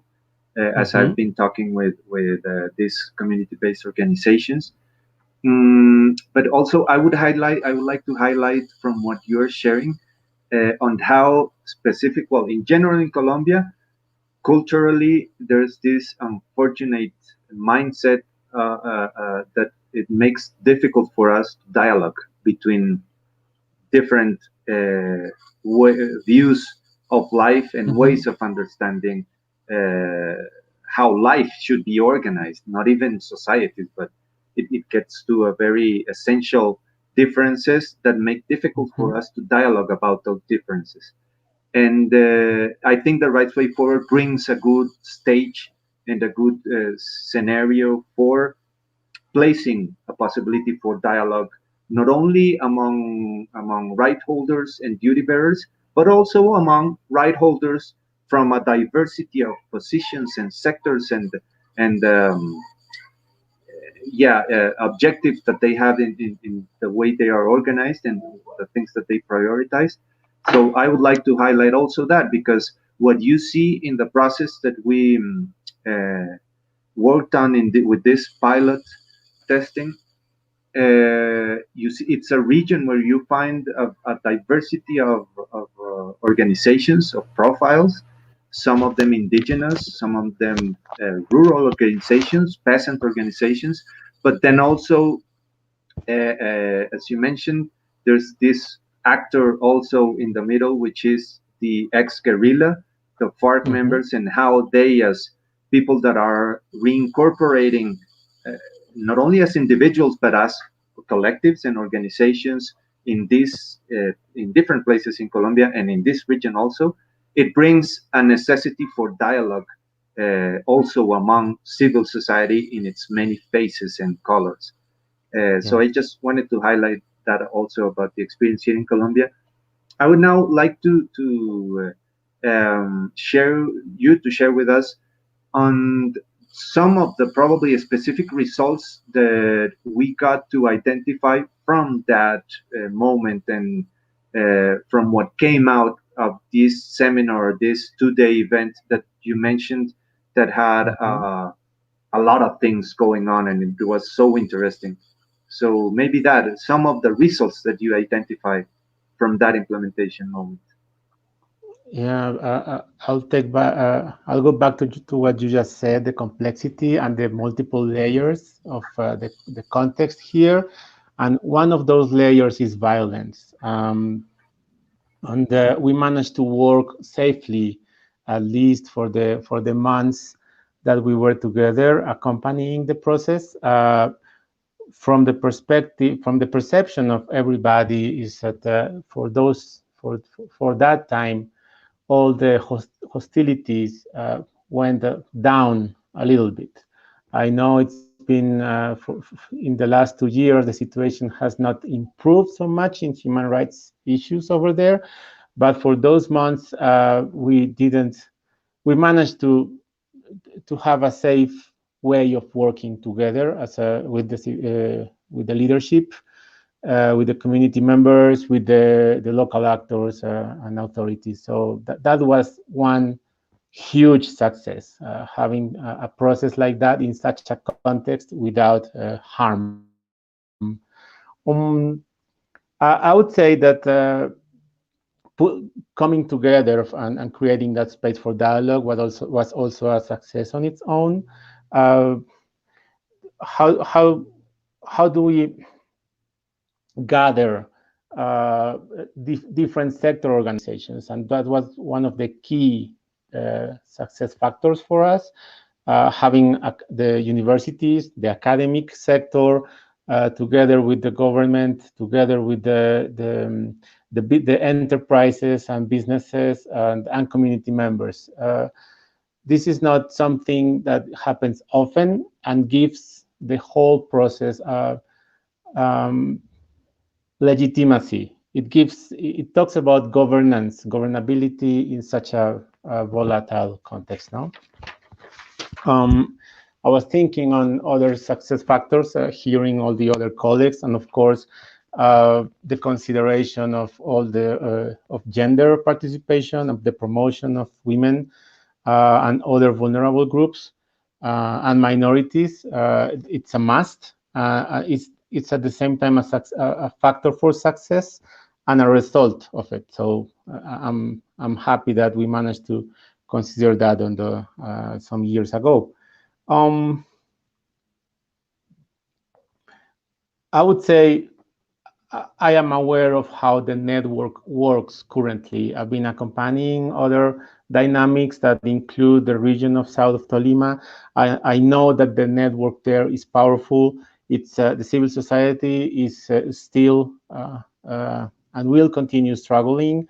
And I am sure that the process and the learnings from all this exercise, a pilot, we call it, but for them was a reality, it created change, it created impact, and I am aware of it's a better step. It was a huge step for everybody, and it put them in a better place for the years to come.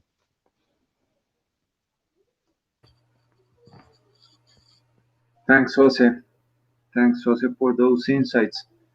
Finally, I would like to ask you, as I asked previously to Mostafa, Rachel, and Wendy,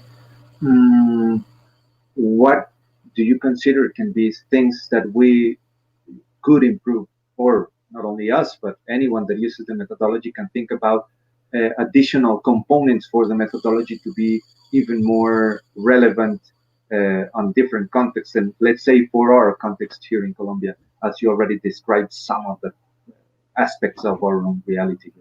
Yeah, I could think of maybe 2 or 3 aspects. One of them would be the constant updating of the methodology. I mean, it was designed for it to go to a specific context and be relevant to it. But even when the process started, it must be continuously assessed, and that involves it takes work and some kind of a discipline and knowledge is needed for actors to come together and understand the situation. For example, what are the risks, the involvement of the in Colombia, for example, the violence and the armed conflict. How policy is working, what are the laws, the current the normativity framework, the legal framework, and how is it with or against the community's situation, and how is it that we change it, no? Advocacy towards policy making, which means actually the sustainable change. Of course, risk assessment, I mentioned before, but in a process like we had here, it's never enough to continuously assess the possible risks and how to manage them. I would go on with the accompaniment.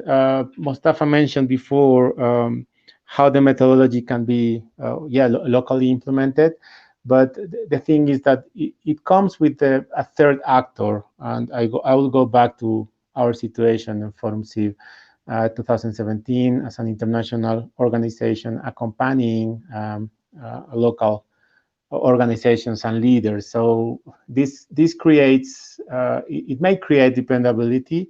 They must trust what is it that we are offering, and we become part of the whole situation. So when we give that, we need to assess that it is we're doing it without creating harm, of course, without creating dependability of when our accompaniment process will stop.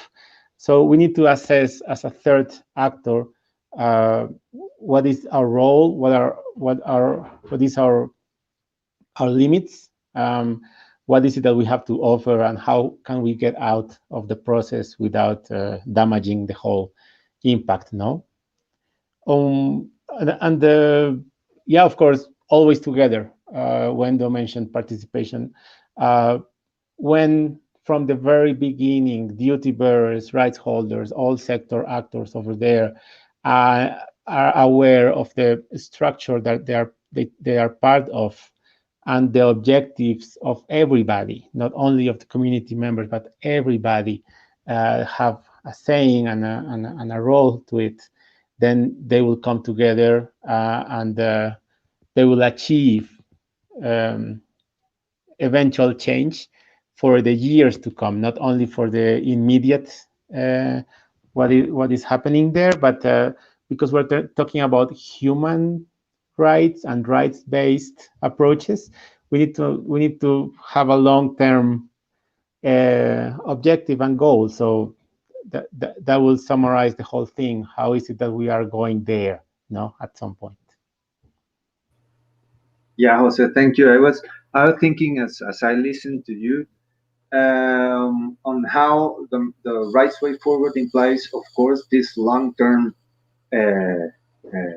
objectives, but still it has also on the other shore of it a very close by situations and aspects of it, as we have heard from our participants from Kenya and Cambodia.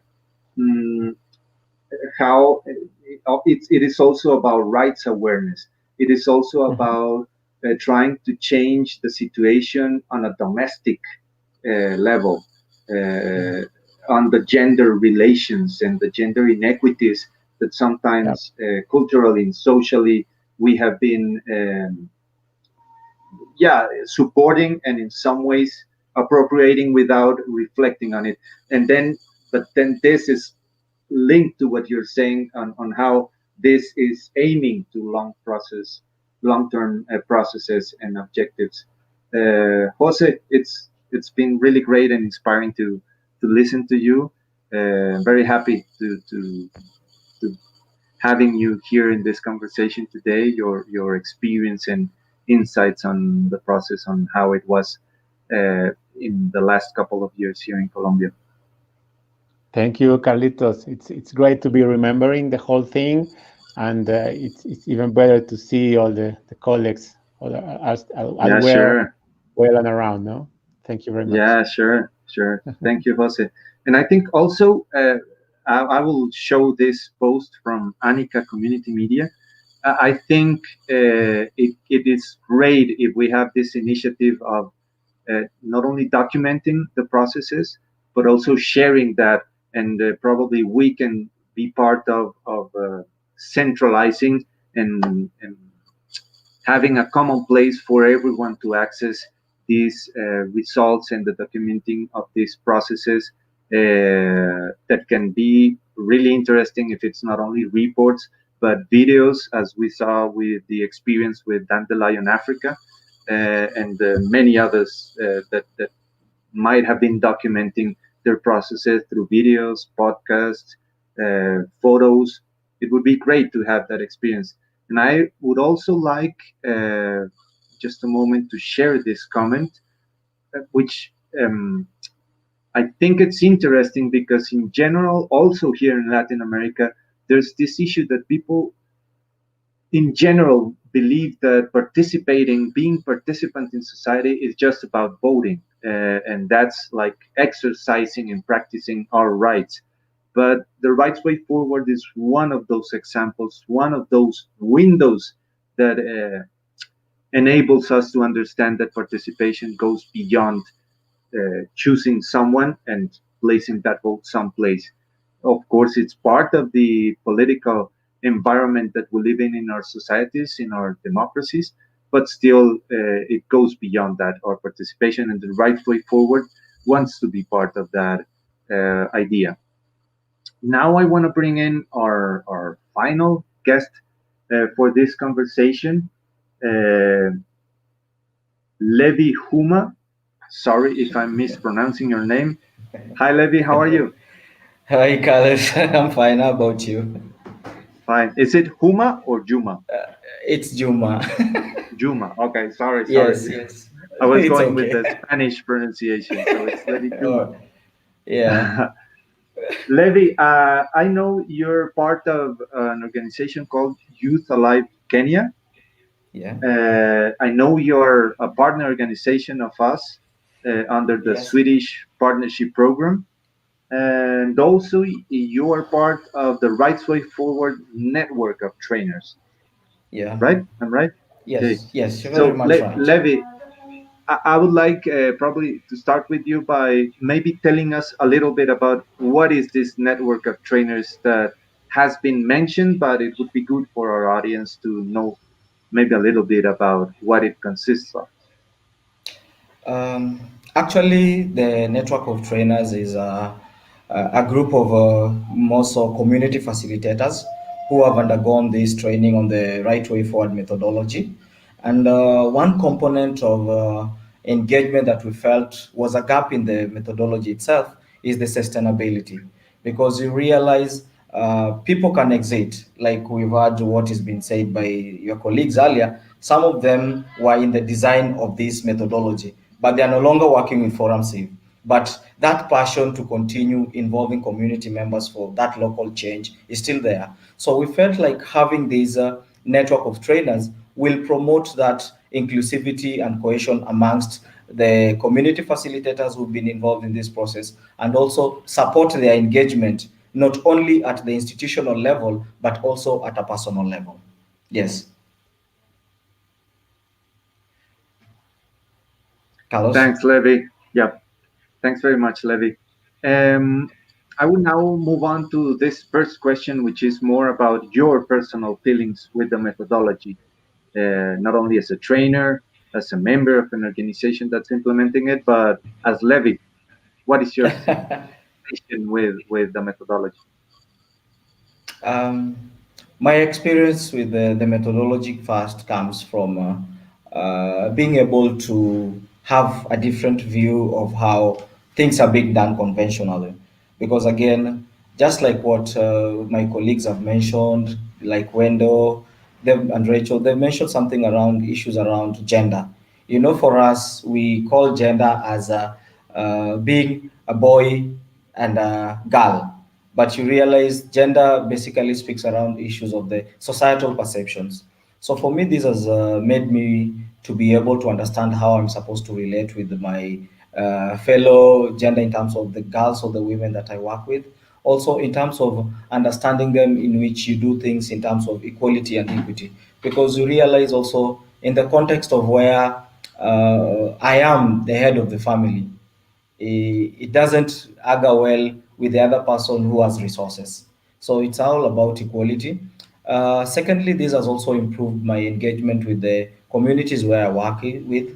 And for example, just an example of what I've done as a trainer that informs my personal experience. I was able to train two groups, one in Kisumu County, that is in Nyakach, and the second group in Uasin Gishu County, that is in Kapsaret. But when you're working and mobilizing structures of young people to work together, that is really a plus, because being able to mobilize young people, to bring them together, to have a common vision, and to form a structure that will have them have a common voice to issues that affect them.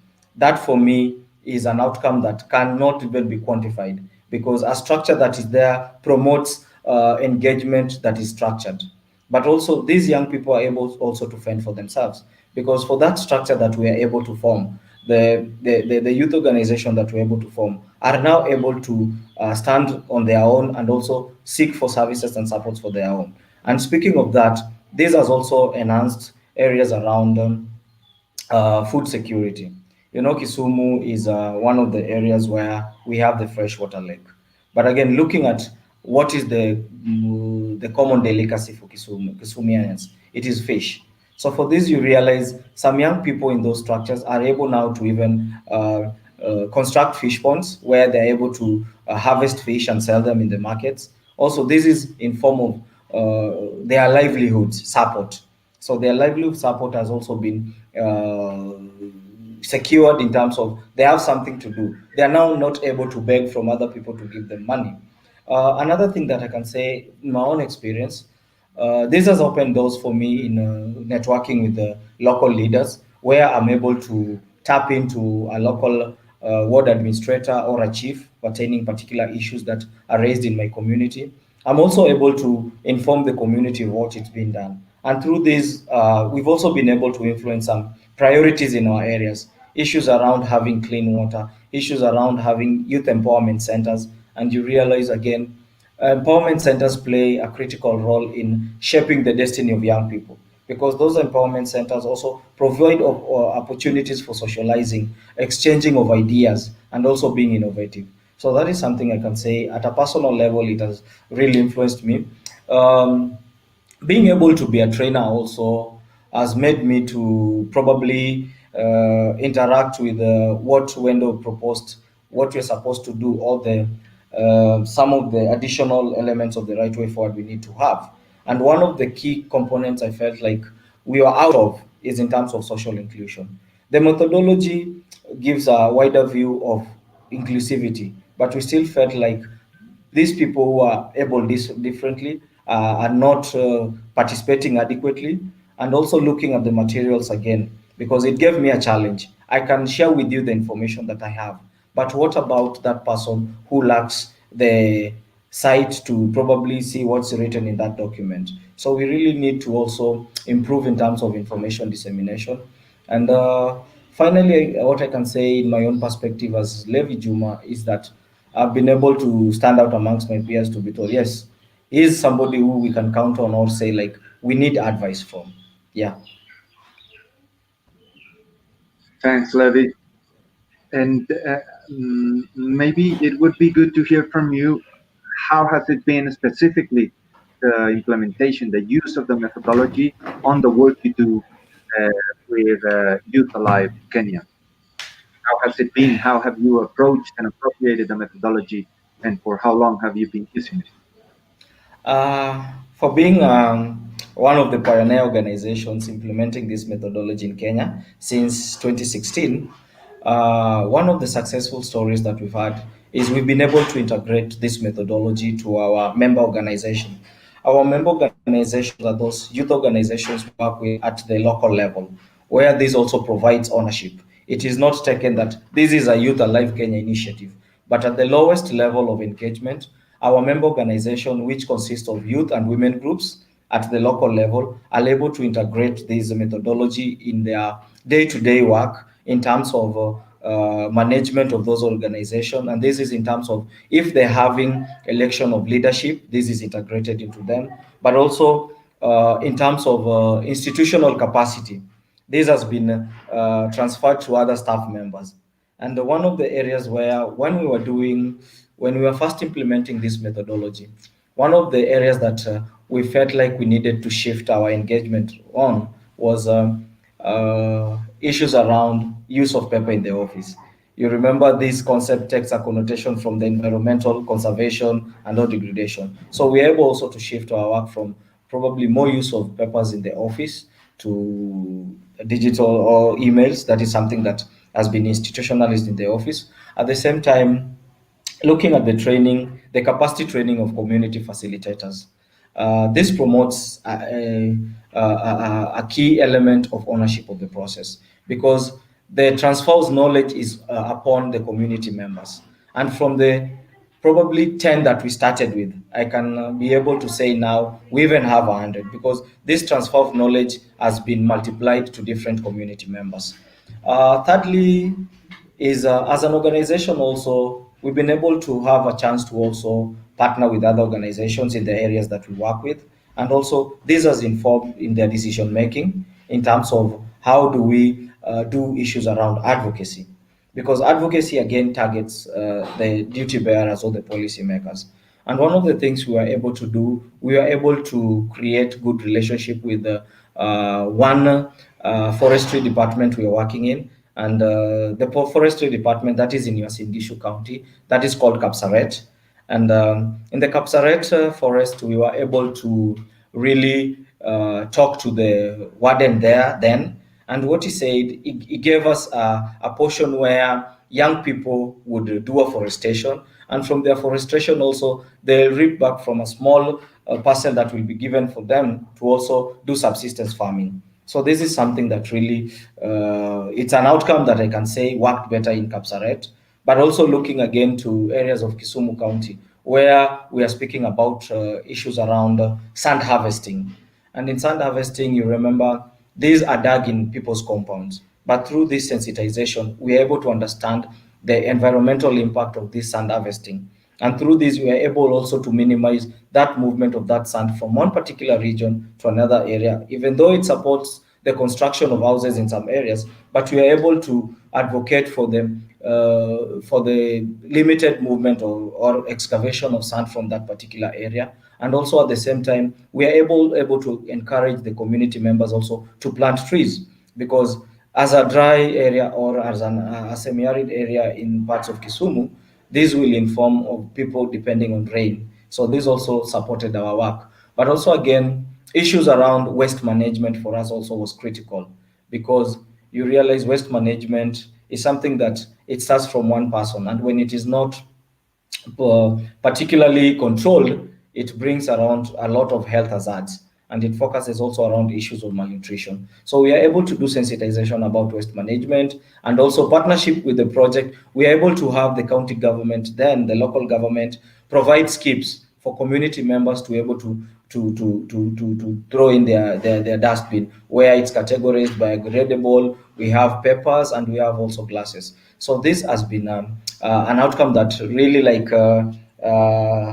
Anika said, needs to be documented. It's not just only needs to be said by word of mouth, but it is documented. Yes.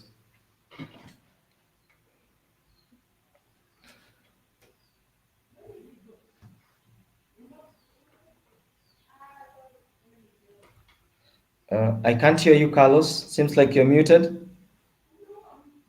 Yeah, Okay. sorry, I forgot. Okay, right. I was saying, interesting listening to you on your own experience with the Right Way Forward, on how it is attaining also issues like waste management and the different issues that you've been addressing. I think that's very interesting. Levi, what would you consider, as I asked our previous guest also, what would you consider that could make the methodology even better, even more adjusted to the necessities of the context where your organization is working and of the communities that you are related to as a civil society organization? Mm, as a civil society organization, one of the key strengths would be the second phase of the methodology, that is the dialogue for change. You realize a lot of this engagement is at the local level. How can we now influence this methodology to be even cascaded at the institutional level? These are government institutions. How can we work with the government institutions so when they feel that the community members need service, or there's something that an advocacy issues, how do they come in to have a seamless conversation? Because dialogue for change provides for engagement between the community members and the identified leaders. How can we now have this institutionalized in some of our government institutions that we work with, apart from our local engagements? Secondly, I'll also speak about issues around support to local organizations, as also it has been mentioned. Because in the previous engagement that I had to the methodology, there was a component where we were supporting these local organizations. How can we now more focus on supporting them, but also strengthening their initiatives that target the community as a whole? Because there are various issues in the community. It is not only on environmental conservation, issues around health, issues around even reproductive health rights, issues about livelihoods, but how can we strengthen our work with these local organizations? And the other thing also I'll speak about, even though we've gone a notch higher in establishing or having the network of trainers in place, but how again can we strengthen the capacities of our community facilitators? Because again, like we're saying, this engagement, the knowledge transfer is a continuous thing. How do we also strengthen their knowledge? Because the world also, the COVID itself at this current moment has changed the role of engagement even to virtual platforms. How can we also strengthen their knowledge in terms of impacting the right wave methodology at the physical level and at the virtual spaces? Yeah.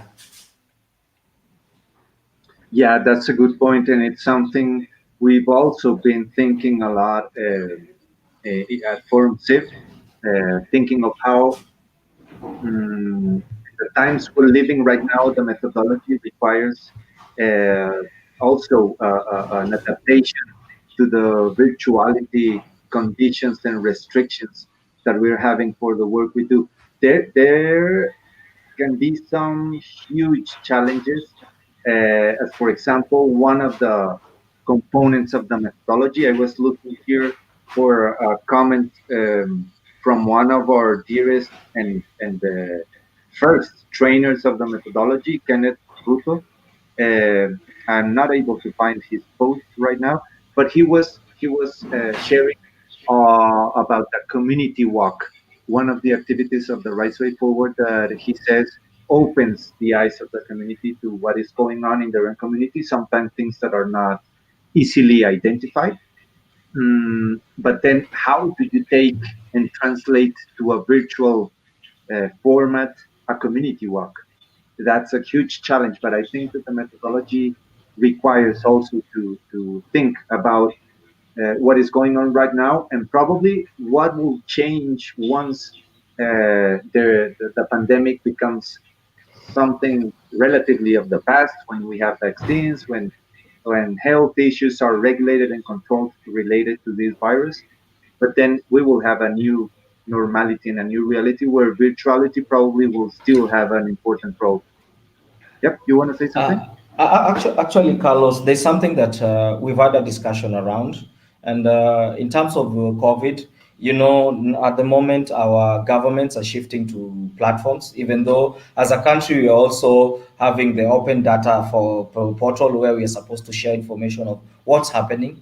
The government is trying to encourage community members to participate in these virtual platforms. But again, how can we, as an institution or as a network or through the methodology, inform the community members to be part of this? This is through first the public participation, like it was mentioned. We need to focus more on public participation and also give an overview of why this is important.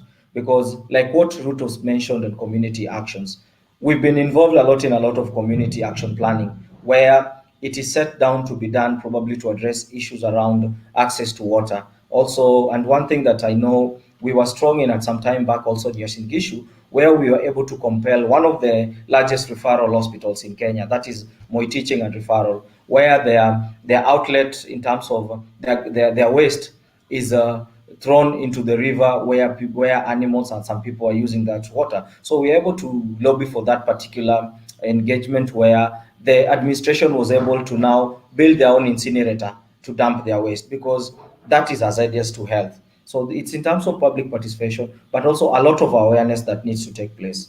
But also something that you mentioned in terms of additional elements that we also discussed as network of trainers is probably one way of strengthening the community facilitators is through ForumCiv having those what we call the e-learning platforms. At least now we'll be targeting a wider base of people who want to be involved in this process and understand the methodology.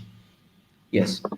Yeah, thank you for talking about that, Levi, because it's something that we have in our projection. Probably next year, hopefully next year, we will have already in place an e-learning course about the right way forward.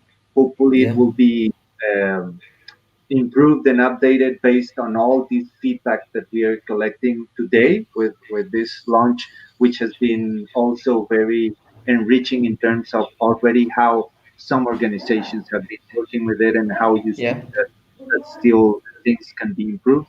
And also, I think it's important on what you were saying, addressing this focus on public participation and how things might be changing in the next couple of months or years on a post-pandemic world and democracies and how they will restructure these mechanisms.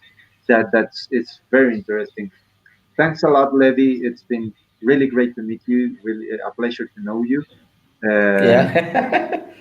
Let's hope we have another chance to catch on how you and the other organizations in Kenya and Colombia and Cambodia are doing with the methodology and improving it by your own on this work. I think I again want to stress on it would be very interesting to get to share the documentation of these processes that you're having, so we can, not only us but in general the whole universe of civil society organizations that are working with the methodology, get to share with each other the experiences and knowledge and the challenges also.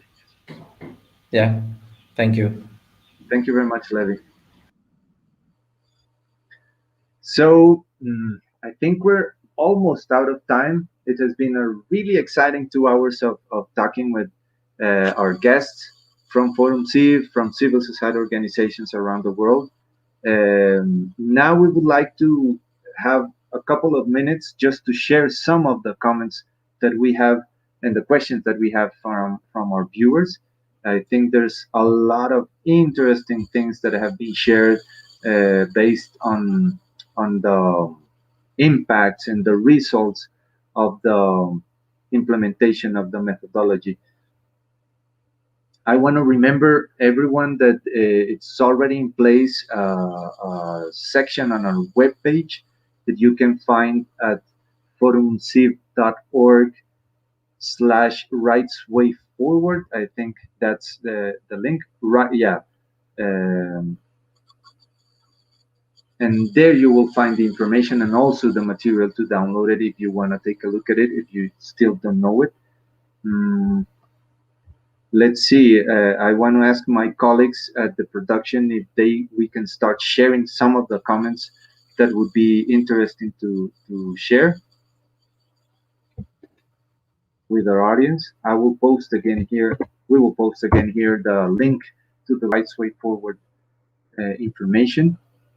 We have this comment from Wangulu Alan, who's saying that for them, he's talking about Likoni in the Mombasa region in Kenya, that the Right Way Forward has impacted young people as they have been able to push for public participation forums to be brought in their wards, as previously the county government did the forums. I've read some previous posts also regarding how the Right Way Forward has been very relevant in the work with youth, population, and collectives. Nicolas Songora, he wants to share with us how the Right Way Forward has encouraged formation of a community forum that is active in following up projects funded by NGCDF. Now we have 3 more police posts under construction, including Shelly Beach, a hot spot in crime. So that's another issue that we can see how the Right Way Forward has been having some impacts in terms of security and safety for communities. Here we have Edwin Koga, who says that the methodology also enabled us to organize for dialogue sessions with teenagers, again, youth, in discussing teen pregnancies and school dropout in Kisumu informal settlements, sensitizing them on contraceptives, culminating to a festival dubbed Teen Bash Festival, where we train girls and boys on art pieces like drama, dances, spoken word, music, and rap to give them voice to champion for the sexual reproductive health and rights. This brings another issue that I find really interesting, and it touches my own professional interest, and it's how art in its different expressions and possibilities can also be part of being a participant in the building of democracy and the generation of dialogue scenarios. Art can also be an instrument for dialogue, for rights awareness. So really interesting, that post by Edwin. Duncan David Onyango Oduor. Again, sorry if I'm mispronouncing your names. He wants to share with us how the youth were able to organize themselves into small social accountability units at the ward level and successfully advocated for development of modern vocational training center in Kisumu Central. Again, how the Rights Way Forward had been interesting in the work with the youth groups. I remember also how Wendy, I think, was sharing with us. No, it was, sorry, a moment, just remember. Yeah, Rachel, how she mentioned also how it was revitalized in the Suswa community, the work with elders, to bring another side of it and the interesting variety of impacts of the methodology in terms of the target groups. Nicolas Songora, again, wants to share with us about how the Rights Way Forward gives communities, especially women, an opportunity to assess the situation at the grassroots level, get in touch with the challenges, then leverage on the available opportunities. It's very common to hear about the empowerment and how the methodology has brought a lot of strength and awareness to the participation of women in their own communities. Armstrong Alaro, he wants to share about how his opinion is the right way forward is an indicator and a light to the oppressed and silenced minority. Of course, as it is a methodology working from the same communities with trainers that have been trained to be the trainers of their own communities, to that brings this scope of how it is giving the voice to those who usually are being silenced. Darigo Ester, Rights Way Forward methodology approach. It promotes community ownership in project implementation. That's another important issue, the ownership on these processes. Through this method, it has brought change to youth inclusion in decision-making tables, in security committees from village to sub-county levels in both Mombasa and Kwale County. Again, an important participation of young groups of peoples with the rights way forwards in their own communities. I think the post, it might be around someplace before I read this one, but I noted here as I felt it kind of gave an umbrella idea of the methodology in some way. And someone posted that the right way forward creates the link that has been missing between rights holders and duty bearers. In some contexts, and I would say that that applies for Colombia, the rights way forward has been that interesting link that can connect in a dialogue these different sectors of society that usually don't get much the chance to talk a little bit. Yeah, now we can go on with the comments.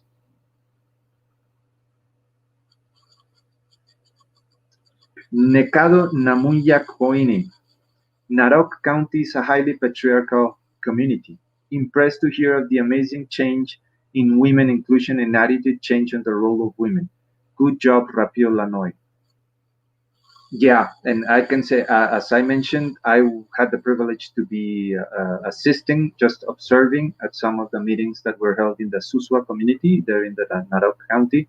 And it was impressive, like the level of participation of women, like their capacity to address issues of the community, and also the attentiveness of the community audience, men and women, to these interventions of women from the community, from all ages, young women, older women, really impressive.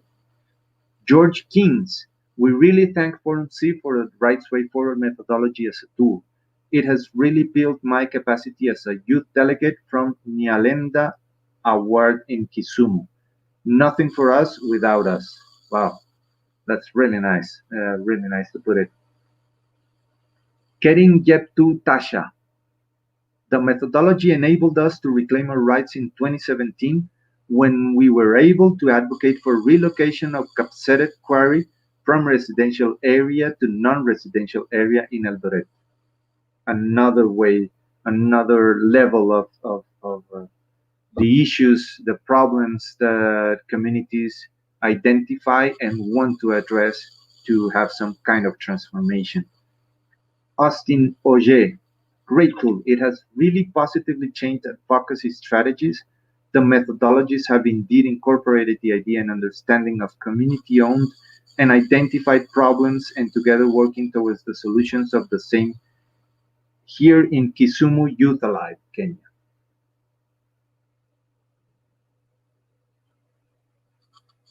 Matthew Common, our dear colleague from the regional office in Eastern and Southern Africa. The Rights Way Forward methodology on its own is expensive. Integrating it innovatively within already existing dialogue structures, platforms, or programs help catalyze the attainment of the desired change. Organizations, communities, and individuals can achieve a much more sustained change with much less resources by infusing the methodology within their development work. I think it's very good that Matthew points this as the methodology in terms of the resources it requires. It's very generous, it's very reasonable, it's very sustainable, which I think it's really important also to add on to the different descriptive words that have been placed by the different guests we had today. The methodology is comprehensive, it's a path, it's a framework, and it's also sustainable, I think. May Levy, Rights Way Forward has been of great impact to my community. This can be seen as more youth come together to advocate for their rights. This can be seen by the increased number of youth attending public participation for budget allocation, unlike how it used to be before.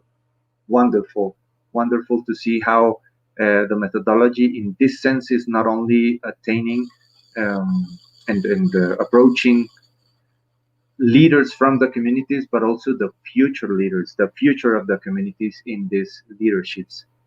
Luis Fernando Fernandez, I will translate for our English speaking, the first part. Greetings from La Paz, Bolivia. I really thank ForumCiv for the Rights Way Forward methodology as a tool. Thanks, Luis Fernando. It's great to hear that we have also an audience from Latin America today with us. And probably you already heard, but it's a good pretext to mention it again. In the link that we shared on the chat about the Rights Way Forward information, you will get to find a Spanish version, a downloadable material about the methodology, which of course applies to all the Spanish-speaking countries in Latin America and in the world. Manyata Youth Entertainment.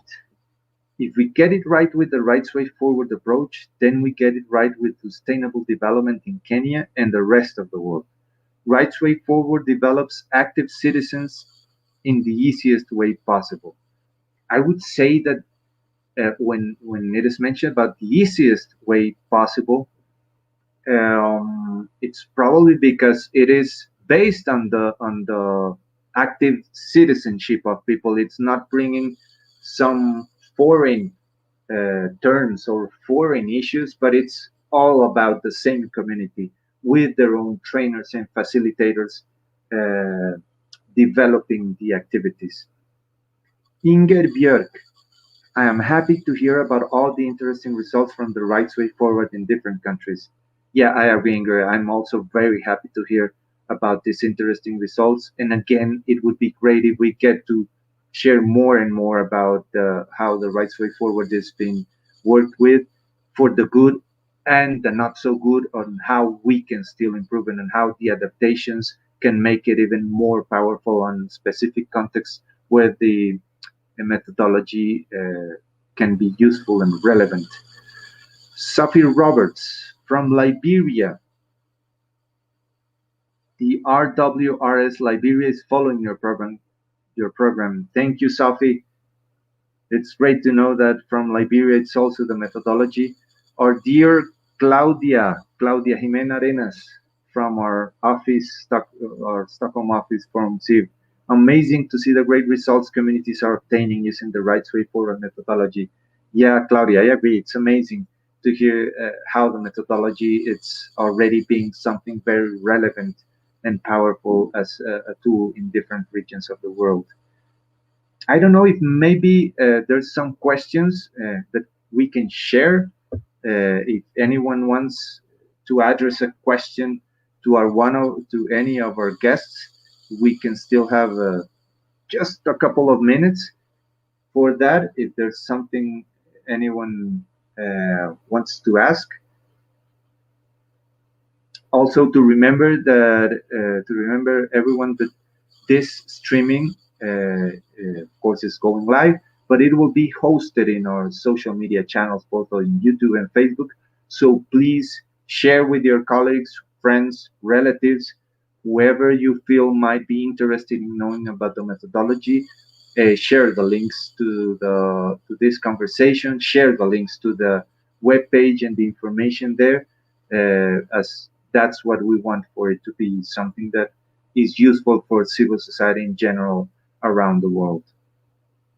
I think it seems it's time for us to be closing this great session we had today with our different guests and colleagues.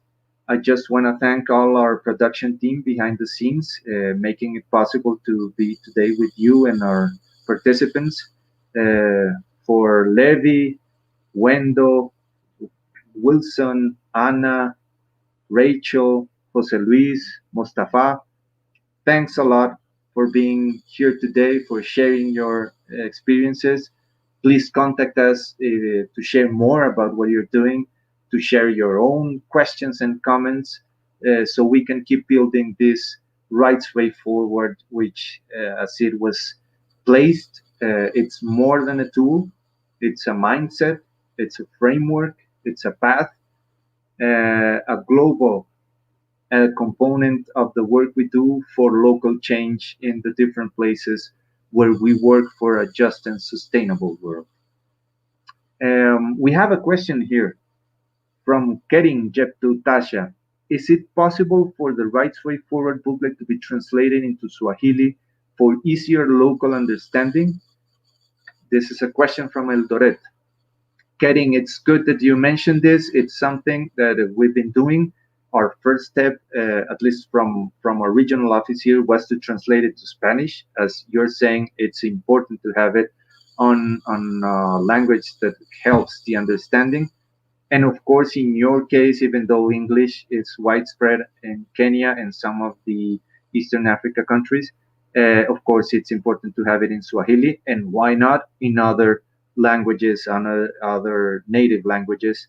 That's something that we should consider a lot within our organization to see how we can have this translation. Also to be consistent with the spirit of the methodology and how it is community-based, and that would be very interesting to consider. Wangulu Alan, a question for Dandelion Africa. So that's for Wendy. As you work with the community, what is the major challenge you have had in addressing gender-based rights violations? So, Wendo, I think are you still there, Wendo? Yeah, I see you're there.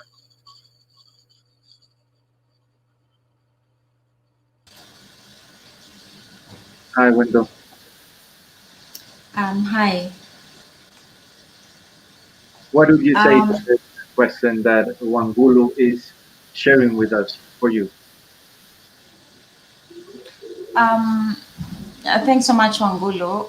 One of the major challenges we've had in addressing gender-based violence, gender-based rights violation, has been the system. I think a lot of community members don't know the response mechanism for gender-based violence, and that has been one of the pillars using the Rights Way Forward methodology and working with the Wajibu Wetu project to train communities, to teach communities, bringing together what we call the alternative justice system and training them, working with the gender desk at the administration, so that they too can understand that especially when we talk about gender-based violence, especially when women go to report, it's not a matter of asking them, what did you do? How is it your fault? But rather having a clear system that assists rural communities to understand that they too deserve justice. So we are working at all spheres, not just women, we're working with men, we're working with the administration, but because of that, it becomes a lot easier for us to navigate. But the greatest challenge, of course, is the system. I don't know if I've answered his question. Thank you. Thank you, Wendo. Wilson is telling me about the question that we previously had about the Swahili translation. Wilson was sharing with me, I was not aware of that, I apologize, but he's telling me that we had a previous version of the Rights Way Forward material already translated in Swahili. So it's just about updating the translation, and we are planning to have this new version translated again. So probably sooner than later, we'll have a Swahili version of the Rights Way Forward. There's this question also for Bridget Wekesa. Can we organize for Cambodia team to come and share with us in Eldoret, Kenya? And this question is directed specifically to the regional ForumCiv office for Eastern and Southern Africa. That's something that should be, it will be placed there for our colleagues from the office based in Nairobi. It would be really interesting to have this exchange. And as I said before, I think it will be really interesting if we get all the people that have been involved in implementing the methodology to share their own experiences with that. And for that, I would also mention that besides the link we've been sharing, where you find the information and the material of the Rights Way Forward, we're putting in place a learning site, a ForumCiv learning site, which is called the Changers Hub, where you will find all kind of e-learning courses, different offers for learning experiences. But then also it will be a good resource for creating a community of practice, some kind of place, virtual place, where we can all share the ways we're working with the Rights Way Forward. Of course, it will be better if we have these face-to-face encounters, as has been suggested by this question of having the Cambodia team in Nairobi to share their own experience. But still, with this Changers Hub, a community of practice within this learning site called the Changers Hub, it can be a good place where we can find a common place to share our own experiences with the Rights Way Forward. So I think that's all for the day. Thanks a lot for all our viewers that have stayed long enough to this closure for the event. I just want to say again, thank you to everyone. And let's hope we have a chance to meet again virtually, face to face, to keep on talking, working, and dreaming on the possibilities that the Rights Way Forward is bringing to our communities all around the world. Thank you very much, and see you again, hopefully. Bye.